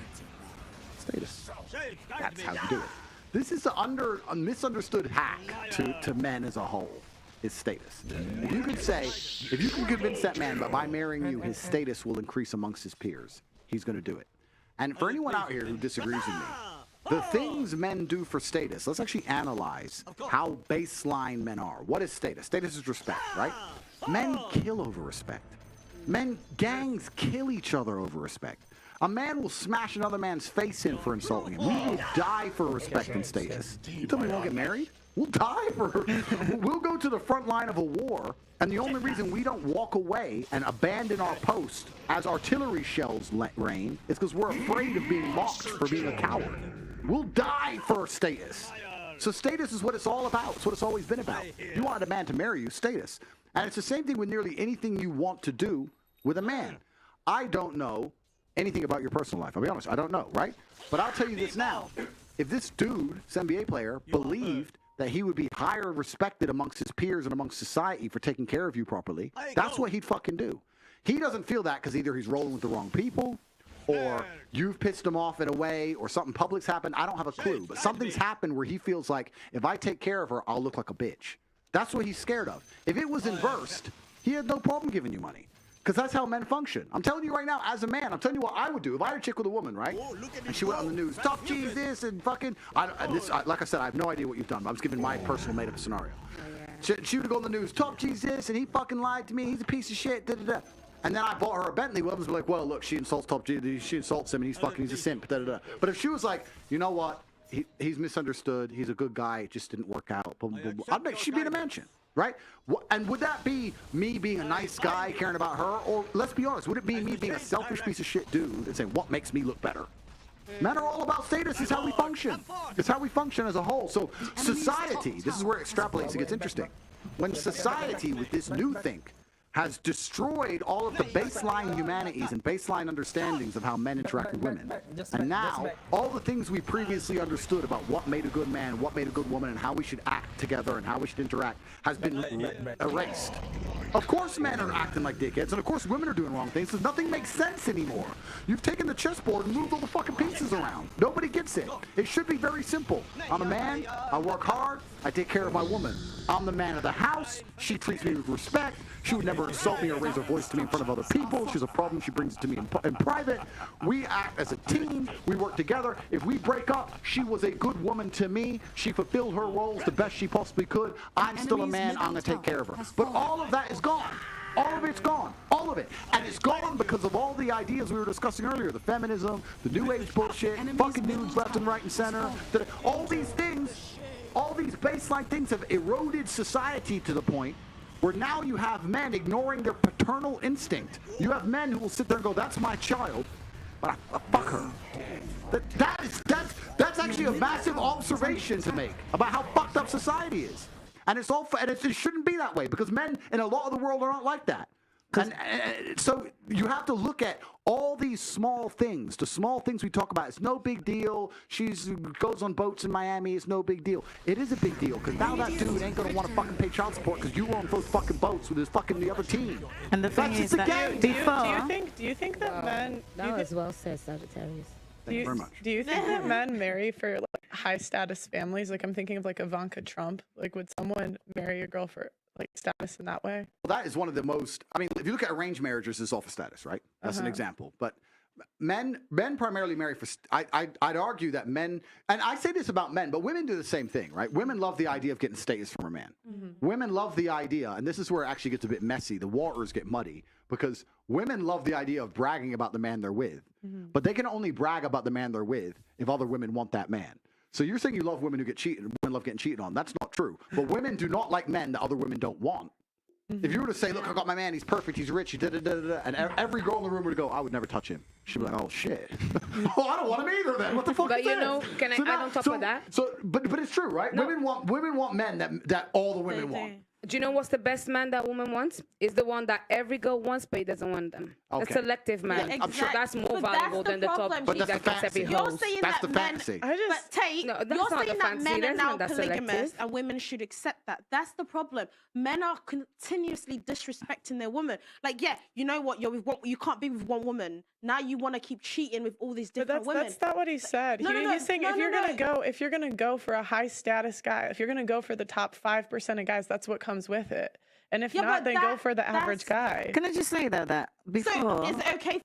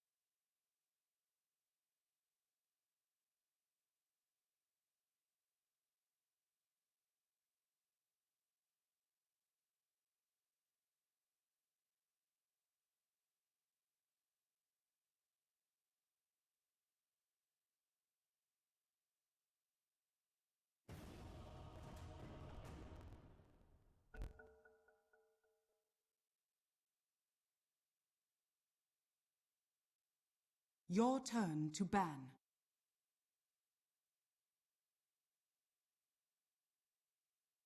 5 seconds remaining.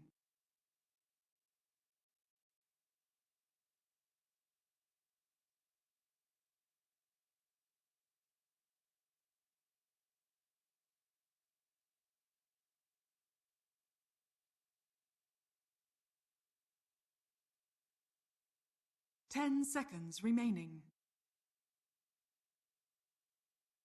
5 seconds remaining.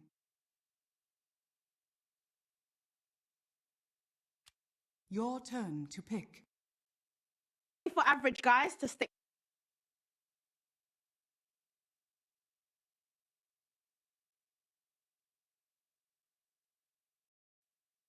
with one woman then? It's not about okay. It's okay for anyone to do whatever they want. I'm not sitting here saying what's okay and what isn't okay.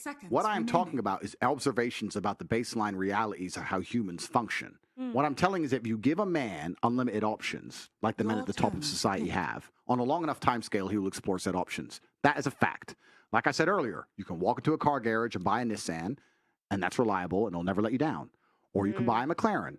You cannot sit like women do and go, I want the McLaren that's reliable like the Nissan. Well, guess fucking what? That's not real. So you have to choose. Can I ask you something, Mr. Tate? Can I ask you something? I wanna years go next. ago, right, do you think it makes a difference? Because years ago, if you want to meet a man, you go out there and you actually talk.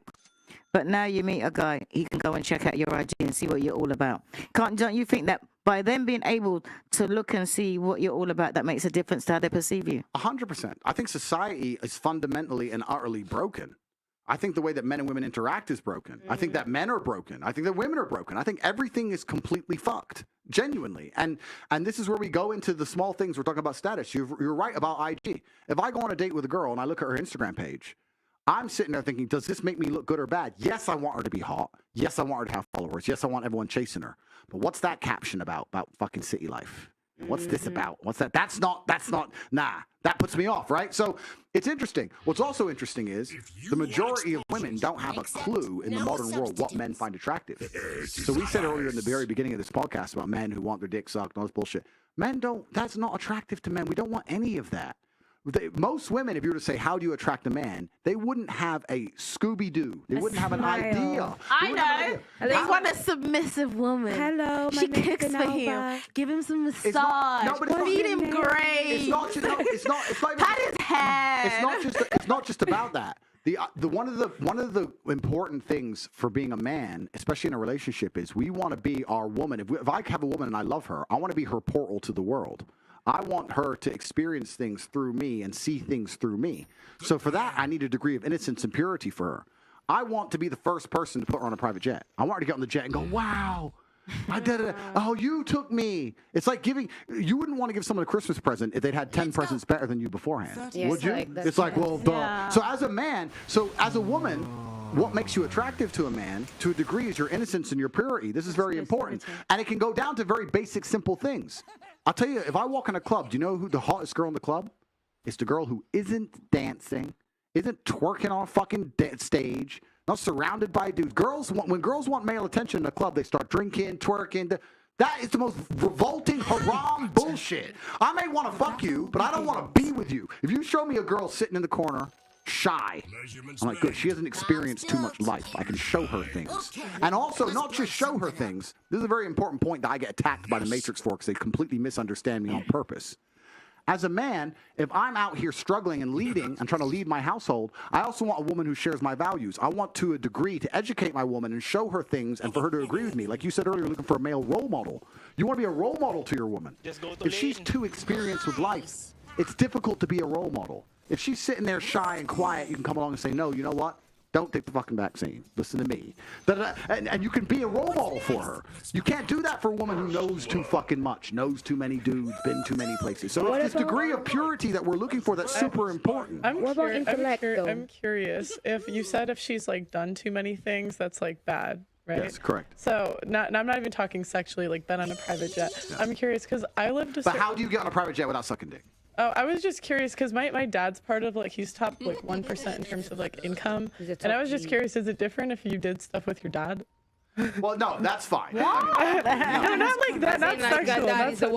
No, I meant like She said private jet. Yeah, I know what you're private. saying. Well, I mean, I know exactly what you're saying. Yeah. But my point is that we're looking for a true degree of innocence inside of females, and it's that innocence is going to make us feel protective over them, and that the protectiveness is going to make us be good men. Okay. So when we're looking at society as a whole and how broken it is, I understand that men have a massive role to play, women have a massive role to play, but a lot of the paternal instincts and instinctual behaviors of men, because the instinctual behavior of man is to die for his woman. Like someone comes to try and take her, pull a sword, die to defend her, right?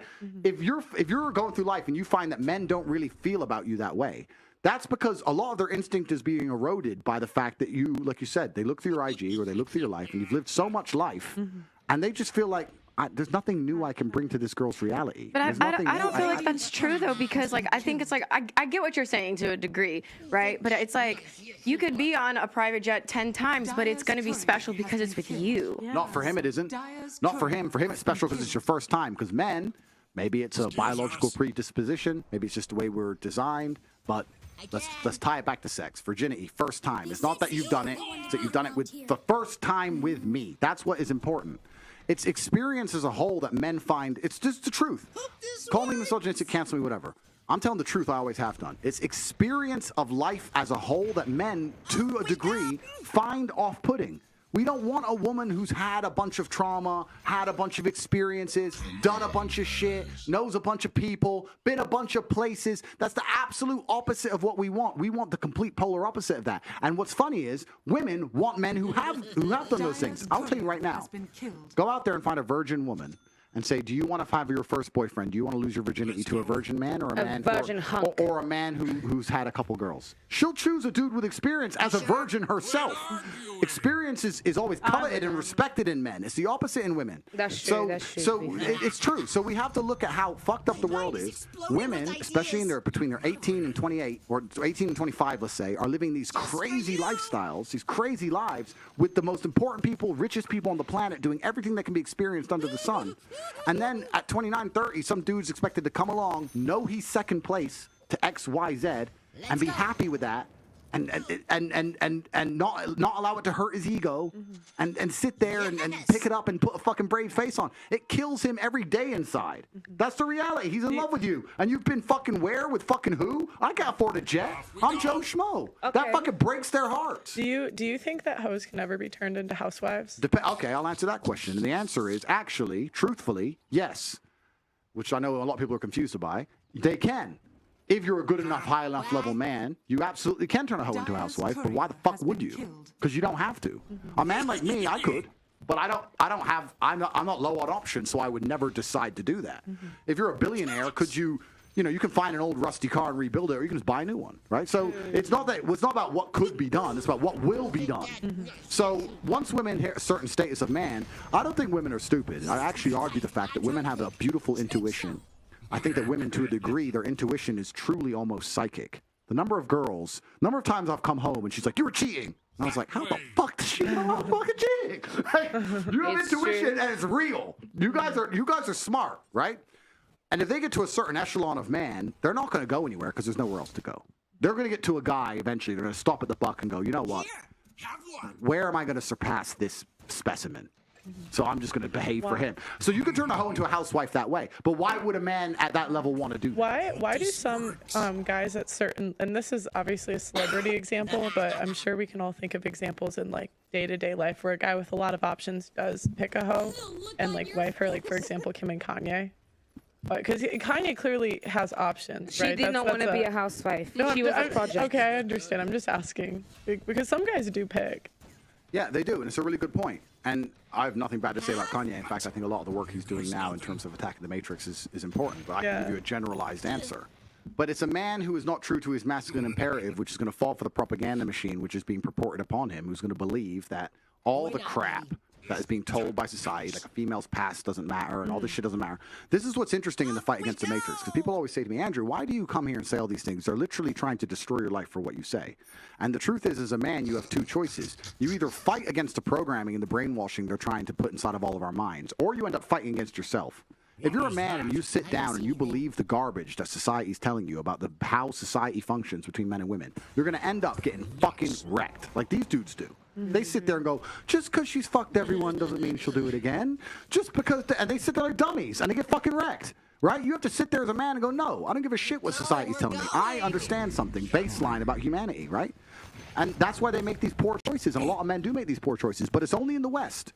It's only in the West where this propaganda machine exists. You will not find a Russian billionaire doing this dumb shit. You will not find a Chinese billionaire doing this dumb shit. You do not go to Saudi and find a sheikh doing this dumb shit. None of it. You only find it in the West. Do you think the values of the West are spreading? What values? So Name a value. Sorry. Name a value. Sorry, I might have misspoke. I mean, like the ideas of the West. Like I've just gotten I get messages from people like from all over, and like in places like India, I've heard feminism is spreading there. Like I've heard that. Do you not find that to be true? So firstly, the West has no value. The only thing the West seems to defend fervently is LGBT. I'm not saying anything bad about it. I'm not. I'm just saying it's the only thing that they'll stand up and fight for. I don't know why. It's weird. Like this, they don't care about anything else. They don't care about children going without child support. They don't care about people dying in wars. They don't care about our parents being in parenting homes. They don't care about crime. They don't care about no one being able to pay their energy bills. They don't care about nothing. But they give a shit for some reason about this one thing, and they'll fucking throw the flag all around the world. Which is again surrounded around sex. That's all they care about. It's fucking strange. So that's the first thing about the values of the West. Second thing, the harder society and the harder the life is as a whole, the longer it's going to take for feminism to spread. Feminism only exists in a vacuum of an easy life. If you're living in a society like India where life is hard, feminism disappears because the harder life is, the closer people naturally revert to their gender roles. If you got a bunch of 10 men, 10 women, stranded them on a desert island, and they had to survive, very quickly the men would do men shit and the women would do women shit. There'd be very little talk about feminism and equality, and all this shit would fucking vanish when shit hits the fan, right? So in countries where life is harder, feminism can't take hold because feminism can only exist in a vacuum of a very privileged life. I'm sure there's some kid in India who didn't get laid off some chick and he's complaining she's a feminist. There's a bunch of dumb shit, right? But I think the world is going to get a lot harder. I think the world is cyclical. I think it's been easy for a while. I think hard times are coming. And when hard times come, people are going to naturally revert to what gives them the highest chance of survival, which is gender roles, right? I have the best chance of survival being a man, and a woman has the best chance of survival being my woman. That's how she's going to function. Do you think women typically are happier as housewives rather than a career? Well, depends on the career. No, the answer Depends on the man. The answer is absolutely and utterly yes, because giving life is the most beautiful thing a female can do. That's what you've evolved to do. That's the thing that men cannot do. I think that women who focus on having children and do their best to be good mothers in the end are the happiest females on the planet. Being a mother and being a housewife is kind of different, though. Okay, no, but it's essentially the same thing. If you're a housewife long enough, I'm going to assume you're going to end up having children. And I think that the sooner a woman has children, the better. If she can find a good man and have a child, that's a fantastic thing. I think it's a beautiful thing. And I don't see the point in a woman slaving away for a corporation that doesn't care about her as opposed to slaving away for her own flesh and blood.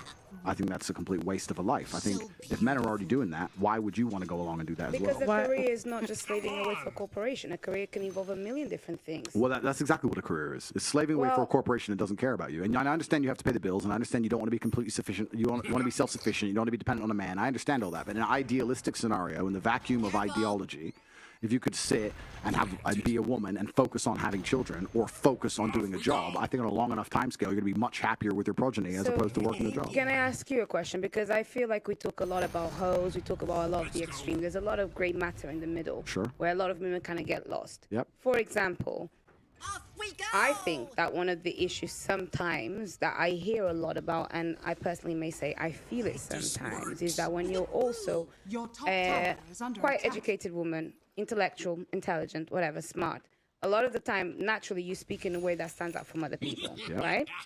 And I find that a lot of the time, that kind of intimidates some of the man them, where they start thinking, this girl is a bit too much.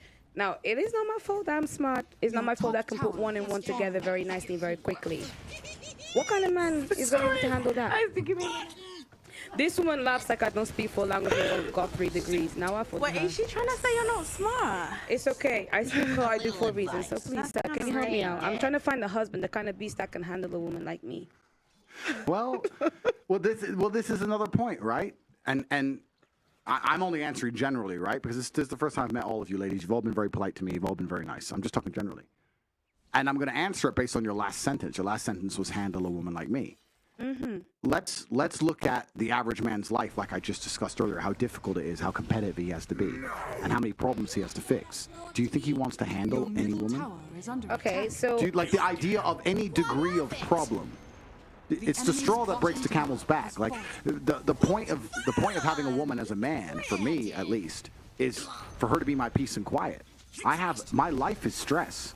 You see me, I'm rolling around with fucking security teams, and I got problems, and they're after me, and when I come home to my chick, the last thing I want to do is have to handle anything. I want her to sit the fuck down and her make me happy. She used to be my positive energy. She used to be my sunshine in the rainstorm. Okay. So you're talking about him handle you. I don't know. I can't answer the question exactly, but if you're sitting there constantly arguing over small points or correcting him, he's probably thinking, this is a battle. I don't have the energy for another fight. Okay, so now let me add extra context to what I mean as well. So obviously submission is something that people talk about a lot. Yeah. For me, I'm a logical person, I believe, and I submit with logic. I don't submit by default because there's a level of respect that I believe I need to have to be able to submit. Obviously, it's not that I go around and I disrespect all men and everything, but I find that my level of thought process a lot of the times it makes it hard. No, so I know what you're trying to say. Yeah, thank you. But you need to find a man you truly respect to submit to him, and I completely respect that. And that's the same with 99% of women. Like you're never going to submit to a man you don't respect. And respect is ultimately important because you're not going to sleep with a man you don't respect. You're not going to be attracted to a man you don't respect. Respect is the bottom line of it, and the man has a job to do. He has a duty to do to be worthy of respect. But this all goes back into a very interesting point, some of the points I've kind of mentioned earlier. If I was a woman, if I was a chick, the chance of me ending up in a relationship with a man I don't respect is 0%. I don't understand how you girls end up. Well, I do understand how you girls end up here. You end up here because of feminism, promiscuity, promises that running around taking dick is fine, dumb shit, stupid decisions. I'm independent, so it doesn't matter that he's a dummy. Bunch of garbage. When you should be waking up going, you know what? I'm going to be extremely selective. And I'm going to take my time and be very, very smart because you're the gatekeeper. By the time you're in a relationship with somebody, you should have immense respect for that man. Absolute immense respect. You shouldn't be able to get there any other way. The only reason you got there is because you've been tricked by society and lied to and told a bunch of fucking bullshit. So you're talking about submission and respect. Yeah, it'll come when you meet the right man, naturally. And this is another point I make because I have a lot of men message me. I trust guys. Please understand, the most Googled man on the planet. I have 100,000 emails a day from people, and I get dudes email me, how do I get my woman to submit? And I can't reply to all the emails, but if I ever read them, I'm like, bro, you're a fucking dork. Why would she reply to you? Why would she submit to you? You're a fucking nerd. That's the truth. I'm not out here saying submit to all men, men are the boss. I'm saying, listen, there's natural balance in the universe. When you meet a G, I've never had trouble with a woman obeying me. She just wants to. It's natural for our dynamic. If she didn't want to obey me, we wouldn't even get to the point of a relationship. If she didn't feel like she wanted to listen to me, we would have never got to where we want to get. It just doesn't work. That shit only happens when the female's fucking giving up sex too easy and the dude's just picking up easy pussy and they end up in some bullshit relationship they don't even like each other. That's dumb shit. That's dumb shit, right? But I don't have any of these problems in my life. And if you're a dude at home and you're watching this and you go, I want my woman to submit, and she doesn't, guess what? She doesn't respect you. And guess whose fault that is a lot of the time? Your fault. That is your fault as a man. It is. Yes. No, it is. Yes. No. That's what you guys need to damn here. Tell him. But it's not about blaming men and women because everyone has a problem. But then there's also men who are worthy of respect who women refuse to respect because of society. So there's two sides to it, right? But a lot of it is if you're a capable enough man and you're brilliant enough, then the female has no choice. But it's very interesting. This goes back into a point I made earlier about how important it is for us men to find women who we don't believe have had a lot of life experience and look like they are. Because I got attacked. I'm going to make this point right now. I got attacked when the Matrix attacked me and fucking lied about me. They said that men are interested in women who are younger because they're more programmable. And that they're trying to make out that I'm making out that men are out here trying to get women and fucking do bad things to them.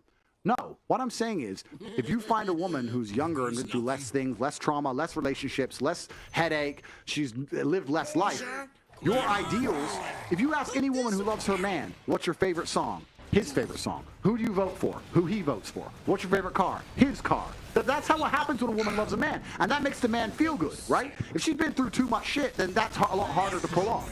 So that link is very important for men and women. But so yeah, the Matrix attacked me with that. But it's very, very interesting. You have to understand all these small sub-dynamics and why things are happening and why the world is the way it is. And the baseline of it is that everything's fucked. Men are acting like men and women are acting like women, and it's all messed up. Oh yeah. Wait, so what about like your own autonomy and like just like you can your favorite car is your favorite car, my favorite car is my favorite car. Like why does it have to? I guess that's where I'm confused. Like why does it have to be like that? Yeah, and that's a good point, right? I understand that completely. But I'll give you an example. I'll talk from personal experience because it makes it easy for me. I have a bunch of cars. I love cars. I have 32 cars. My favorite car is X. I pick up a chick. This is my what's your favorite car? This one. I like that one. I'm like, all right, cool, whatever, no big deal. But the agreeableness is ultra attractive. It depends what the woman wants to do, right? If I was a woman, and let's say I'm 22 years old, and I meet a billionaire, and it's my goal to marry this man, and I go to his house, and I say, wow, you have so many cars. What's your favorite car? This one. Really? I thought that one too. It looks so good. Why that one? Because of this. Oh, really? Okay, I'll try and remember that. That's how you get the dude, right? You don't get the dude by going, well, that one's a better color. You're a dickhead. It may be small things. It may be tiny things, but men are ultra interested in things like agreeableness. So we're ultra interested in the idea of a woman absorbing our worldviews. We're ultra interested. We are. That's what we're looking for. That's taken away from the woman's identity, though. What if you say she doesn't like the car? No. So why should she agree to a car that she doesn't like? Why do you want to be with someone she doesn't that have doesn't know who they are? She doesn't have to agree. Can I say, I like this one. This is my favorite, but I like yours too. Yours is quite nice, you know. Actually, now that I'm looking at it, it's quite good. But I like this one, but I like that one as well. You sound like you want a slave. Is that fine? That doesn't have their own mind. That's just not going against me. It's just being nice. It's not. It doesn't cost you much. It's like men don't want a girl that's nagging on them for the smallest things. It's like, why are you giving a guy a headache? No, that's not nagging. That's not nagging. That's not nagging, though. He's saying, oh, what car do you like? Why does she have to say his car? Like, she likes a different car. I just gave you a solution, though.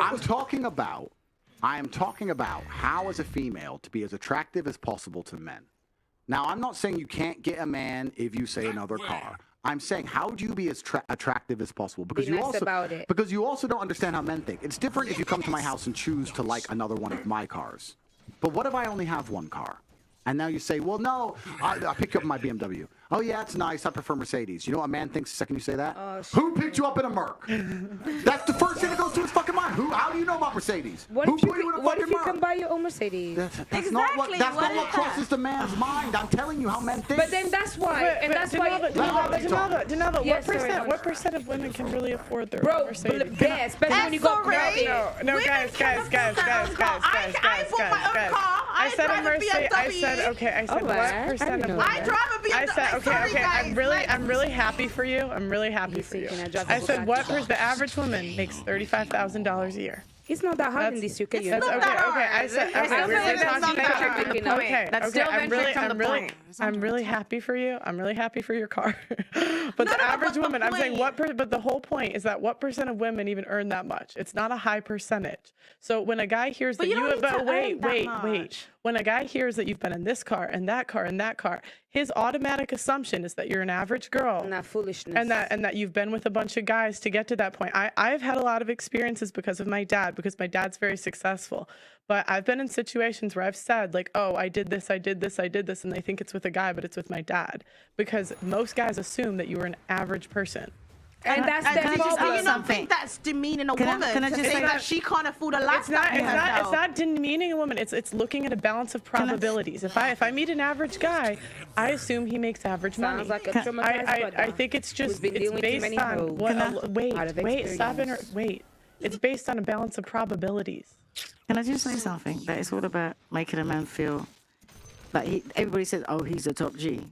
But it's like, if your man put up a light fitting, and you're standing there watching him put up the light fitting, or you, Denalva, they're watching a man put up a light fitting, what would you say while he's putting it up on? How would you react? I'd be like, you're probably doing it wrong, but I'll let you finish and then you get back and fix it. Right, all right then, but hang on a minute. And how would you act if your man was putting up a light fitting? I'd be like, well, thank you, baby. Okay. Well, I'll be like, see, the thing is, just answer the question. Answer the question. Please, what would you say if your man was putting up the light fitting? I'm just asking a question. I would be like, thank you, babe. Thanks for putting up the light fitting. I appreciate you. My man put up a light fitting. I was like, wow. He got it all out. It was all in boxes. He got his toolbox. He was up there on the ladder. Whatever you want me to hand you. I was like, oh my God, you're stripping wires. oh my God. Then he said, oh, turn it when it finished. I was like, it works. That's what he's talking about. I agree. That is what he's talking about. When he's talking about the car, he's not saying you can get your own car. He's saying make the man feel like he's doing something, make him feel appreciated. That's right. Like act like a child. No, I agree. You know, and that's what he's saying. He's not saying that, oh yeah, you don't like that car. It's like, my man got a car. It's like, oh my God, it's got heated seats. Oh, That's I the like same way a heated girl seats. likes Oh, to God. hear. You're the most beautiful girl in the world. Exactly. I think it's got to be a balance, though. Like, yeah, I agree. I like to make my man Listen, feel right. good. When my man dresses up, I'm like, girl, you look so fine. Like, I like to make my man feel good, but he has to do that to me as well. Listen, right. He has to offer me that I sexual listened to Mr. Tate, right, say about, let me put, for instance, there's an artist that I like. My man likes it too. Enemy's top tower has COVID had just sort of like finished. I got 2 free tickets to go to go. My man said to me, you're not going. What would you do?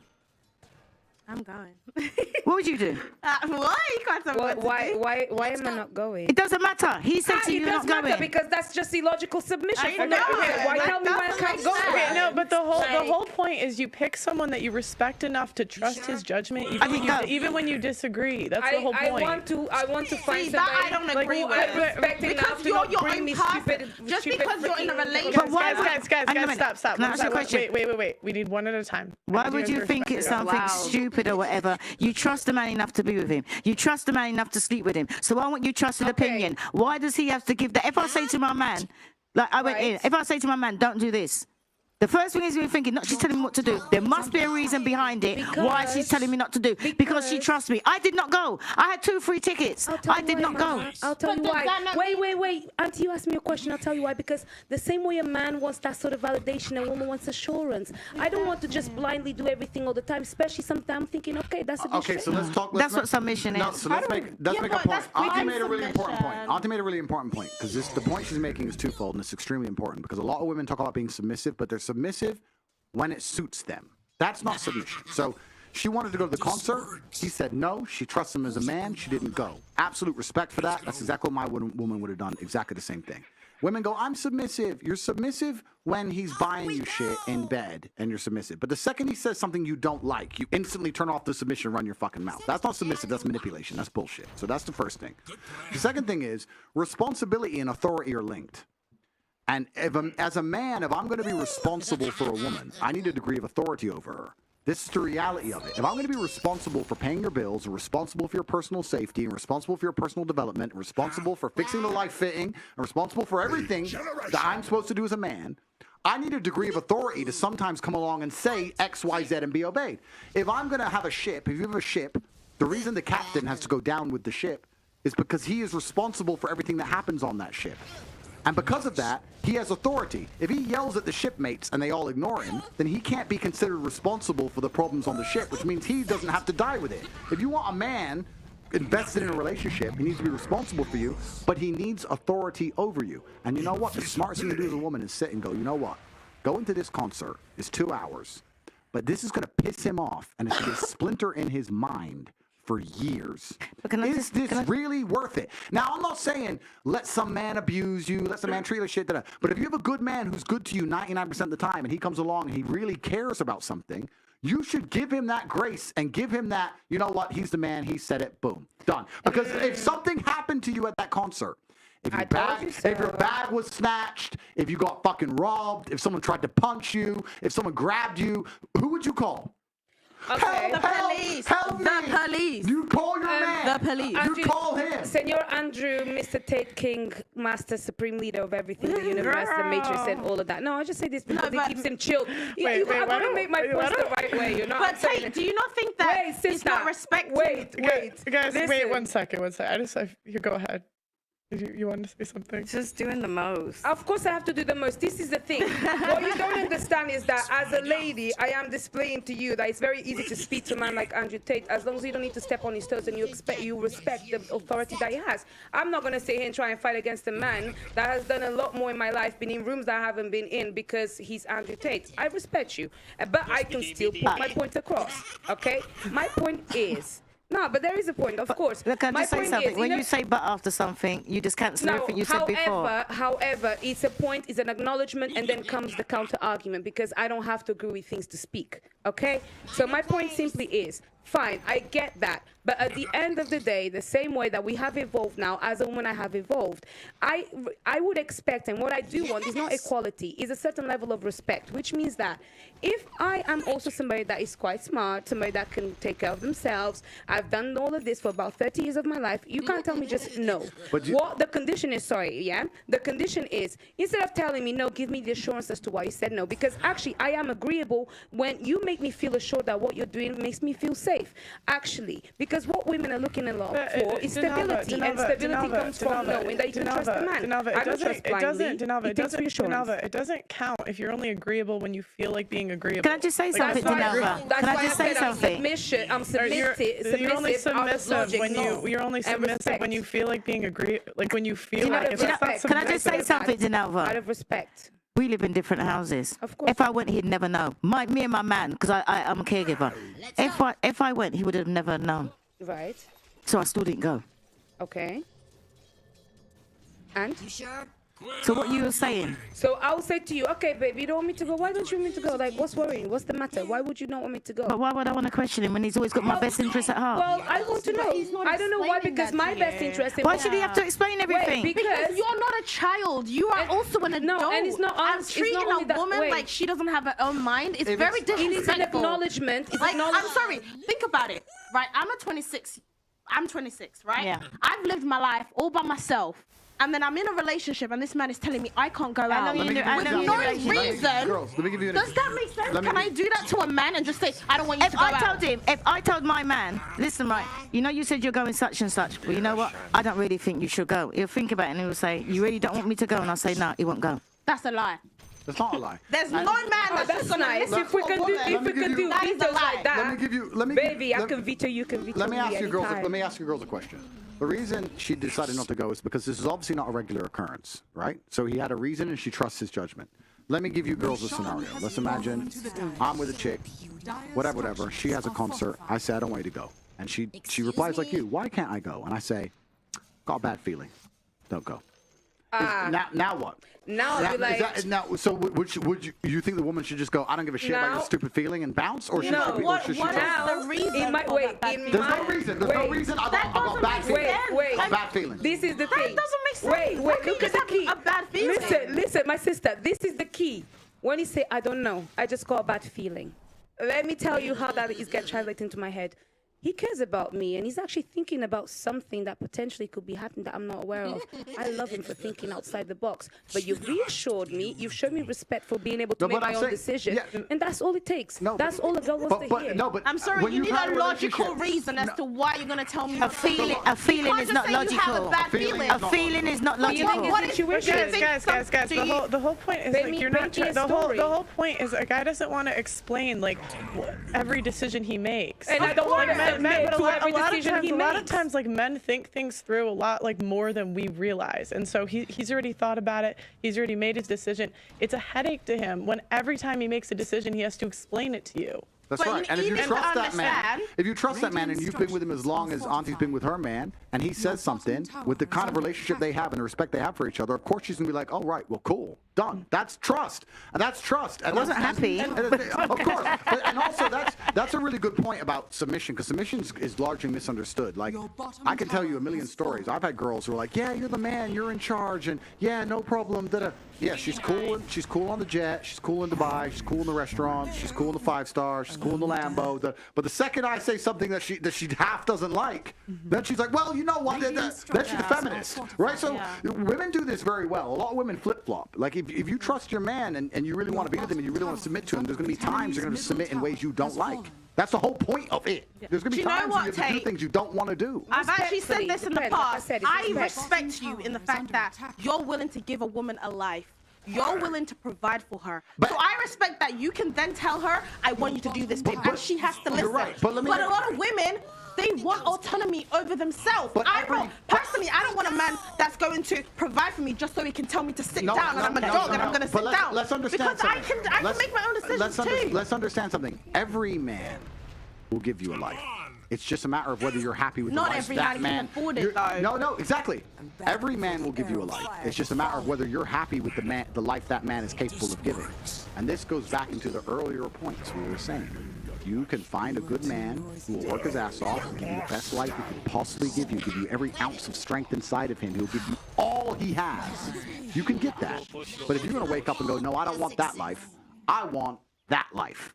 Well, then that comes with problems. Yeah, and agreed. this is the cognitive dissonance that most females operate under, where they sit and go, I want that life, but I want him to act like that guy.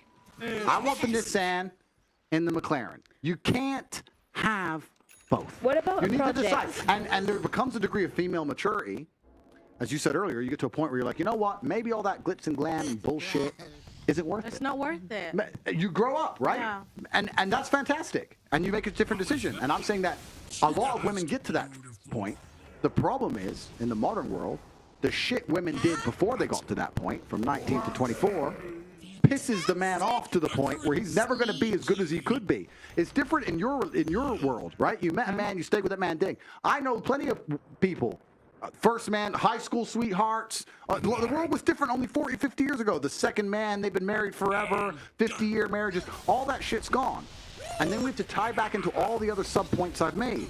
Into you've had a very fun life at your peak sexual value from 19 to 24 running around doing X, Y, Z. Now you're with this guy who can't give you the life he knows you've already lived. Part of him feels inferior. His status is damaged because all the shit you did was on Instagram and he ain't the one who gave it to you. And now you're expecting a whole bunch of crap out of him.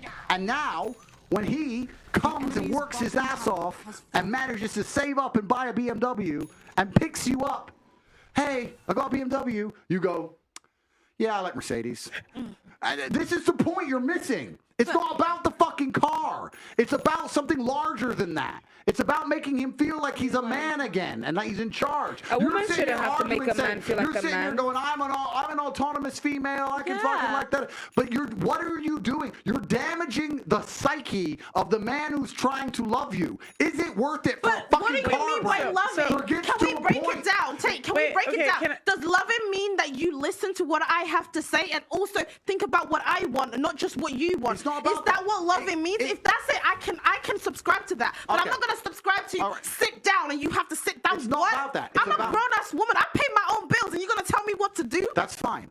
But it gets to a point. It gets to a point where you have to sit and analyze the scenario you're in and try and realize and pick your battles. And I'm telling you, you may not realize it, but a man does a whole bunch of shit for you that you don't know. He's watching the shows you want to watch. He's listening to you talk gossip about the girls at work. He's fucking going, yeah, I like that dress, that dress. He doesn't give a fuck about any of it. He's doing it for you. See, that's but the second it's back the other way, you have some fucking issue with He's autonomy. right. It's He's bullshit. right. Listen, yeah, he's right because women talk nonsense for a long time. And they say like, yeah, babe, you're right. Yeah, babe, can't believe she did that. It's true, babe. Oh, yeah, that show is good. Yeah, babe. Yeah, it's true. You become a feminist. I agree. Men do a lot, but women do a lot too. As much as if my man caters to me, I will do anything to make him happy. If he says, "Oh, babe, I like this meal," I will make sure I can cook it for him because guess what? He actually cares about what I want as well. You can't just have a one-way relationship. It's not one way. I'm just saying. I'm just saying. If I was a woman and I had to make a man as attracted to me as possible, my goal would be to give that man status and make him feel good about himself.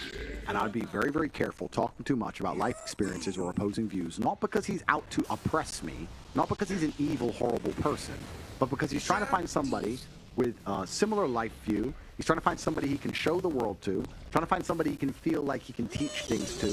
That's how you get the best out of a man.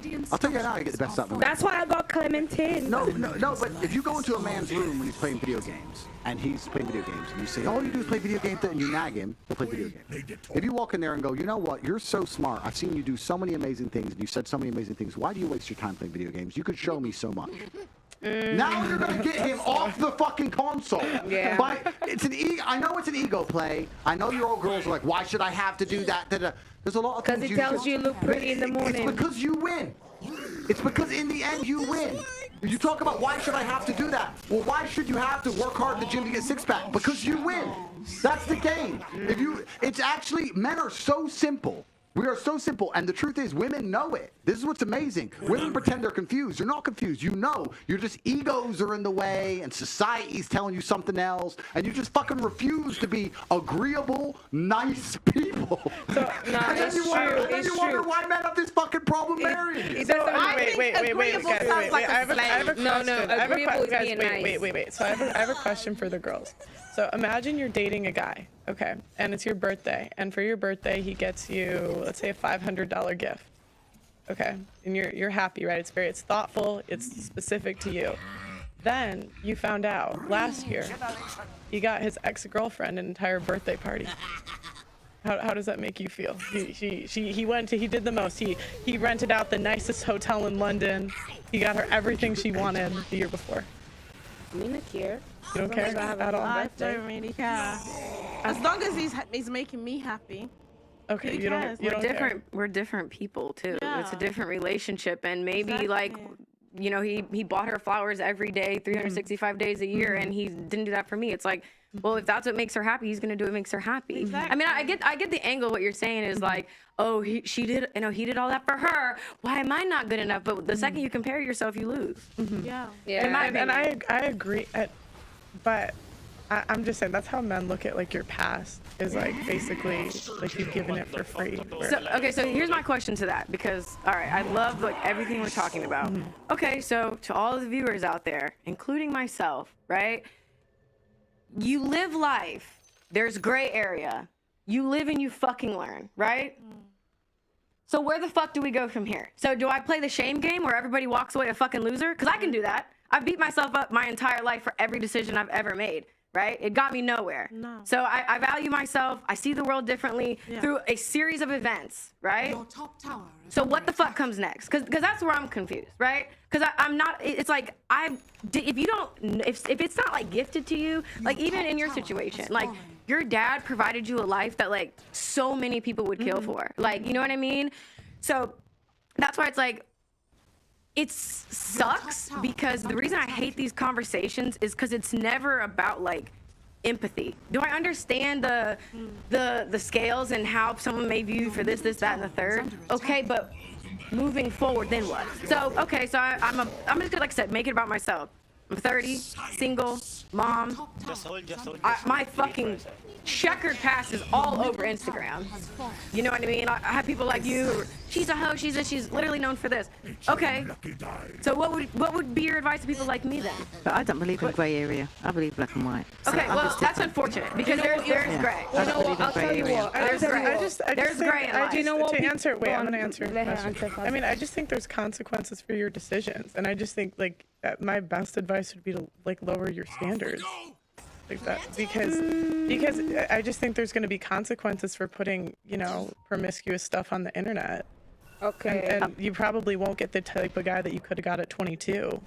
Do you know what, 21. sister? It wasn't meant to be then. Do you know what I'll tell you? I would say, because I'm 30 and I'm single out of a situation that actually is not because I was a hoe and I was doing whatever. People can't call me that.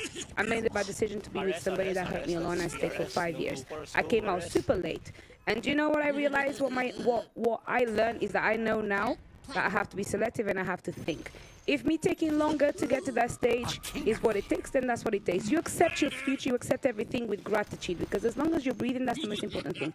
At least you've got your child. I am not afraid because I know the quality of woman that I am. I know my value regardless of whether I'm 30, 40, 50. Do you understand? So you don't be afraid by other people's time limits and limitations and all of these things, because it actually doesn't matter. And I'll tell you why. No, but your value goes down as you get no, older. that's according to you. No, but I'm saying to men, and No, you have to understand I'll tell your you why. buyers. I'll tell you why. Because since Mr. Andrew Tate explained something about status, I understand very well what that actually means. And as a woman, the quality and the value that I hold for myself is actually the kind of value and quality that a man will appreciate the status it will bring to him, whether or not I'm a virgin. Because I've worked on myself to be a woman of quality and substance. I respect myself and I handle myself as such. Okay? And that is the way that you're going to actually overcome all of these bad mistakes that you've made, because who you are right now actually will make a difference if you stick to it and if you mean it and if you've always been that way. There's always another story for everybody. It doesn't matter. You'll be fine. You know, Just got somebody that's more emotionally mature. Do you know what I would have said to you? What are you about to say, Andrew? Because you just started speaking out. I was going to say... Andrew, she said. Andrew. I want to hear. I really because you've been through a lot in your life. When she told me that you were going to be on and we were going to be on this panel together, I started watching a bunch of your videos, and it really was like there's so much that you have been through, which is why you have a well of wisdom, right? And the difference between me and you is that you're glorified for it, and I am burned at the stake for everything that I've been through.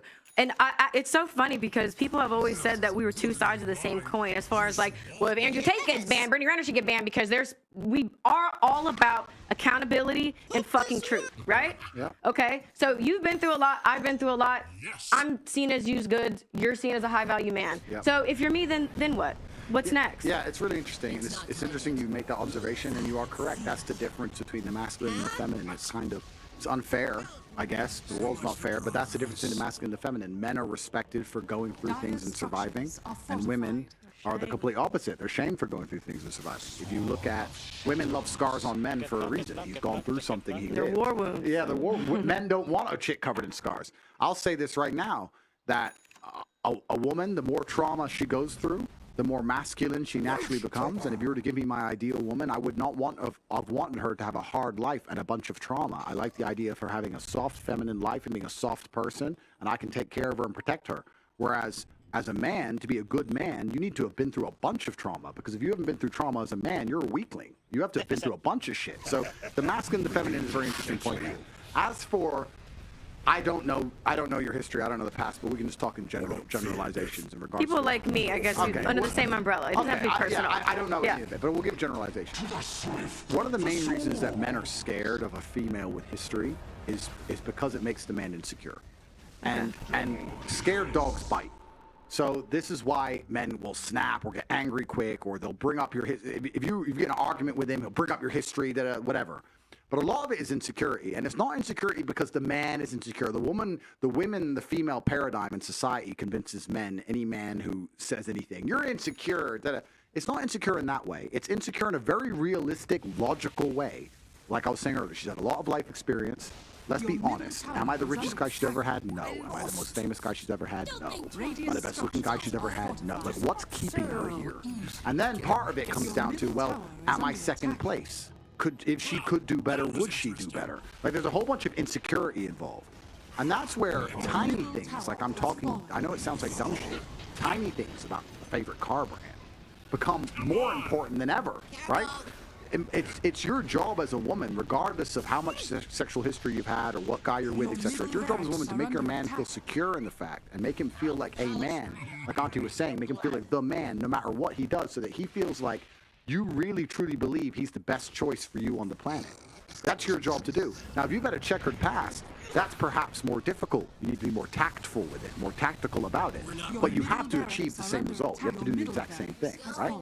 So, yeah, it's easy for me if I get a 21-year-old virgin from some village in Slovakia, and I'm multi-millionaire Andrew Tate. Of course, it's a very easy. She's never had better. She'll never get better. She's never been anywhere. Boom, boom, easy one, right? But like you said, the world's not so idealistic. The reality is that people have had relationships, etc., etc.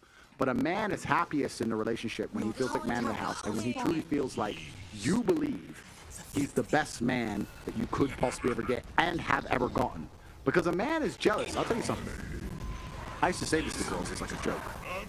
I used to say it's a joke. So you cheated on me before I met you. It's not. And she'd be like, "What do you mean? I didn't even know you." It's like, "Yeah, you fucked that guy before I even knew you. You cheated on me."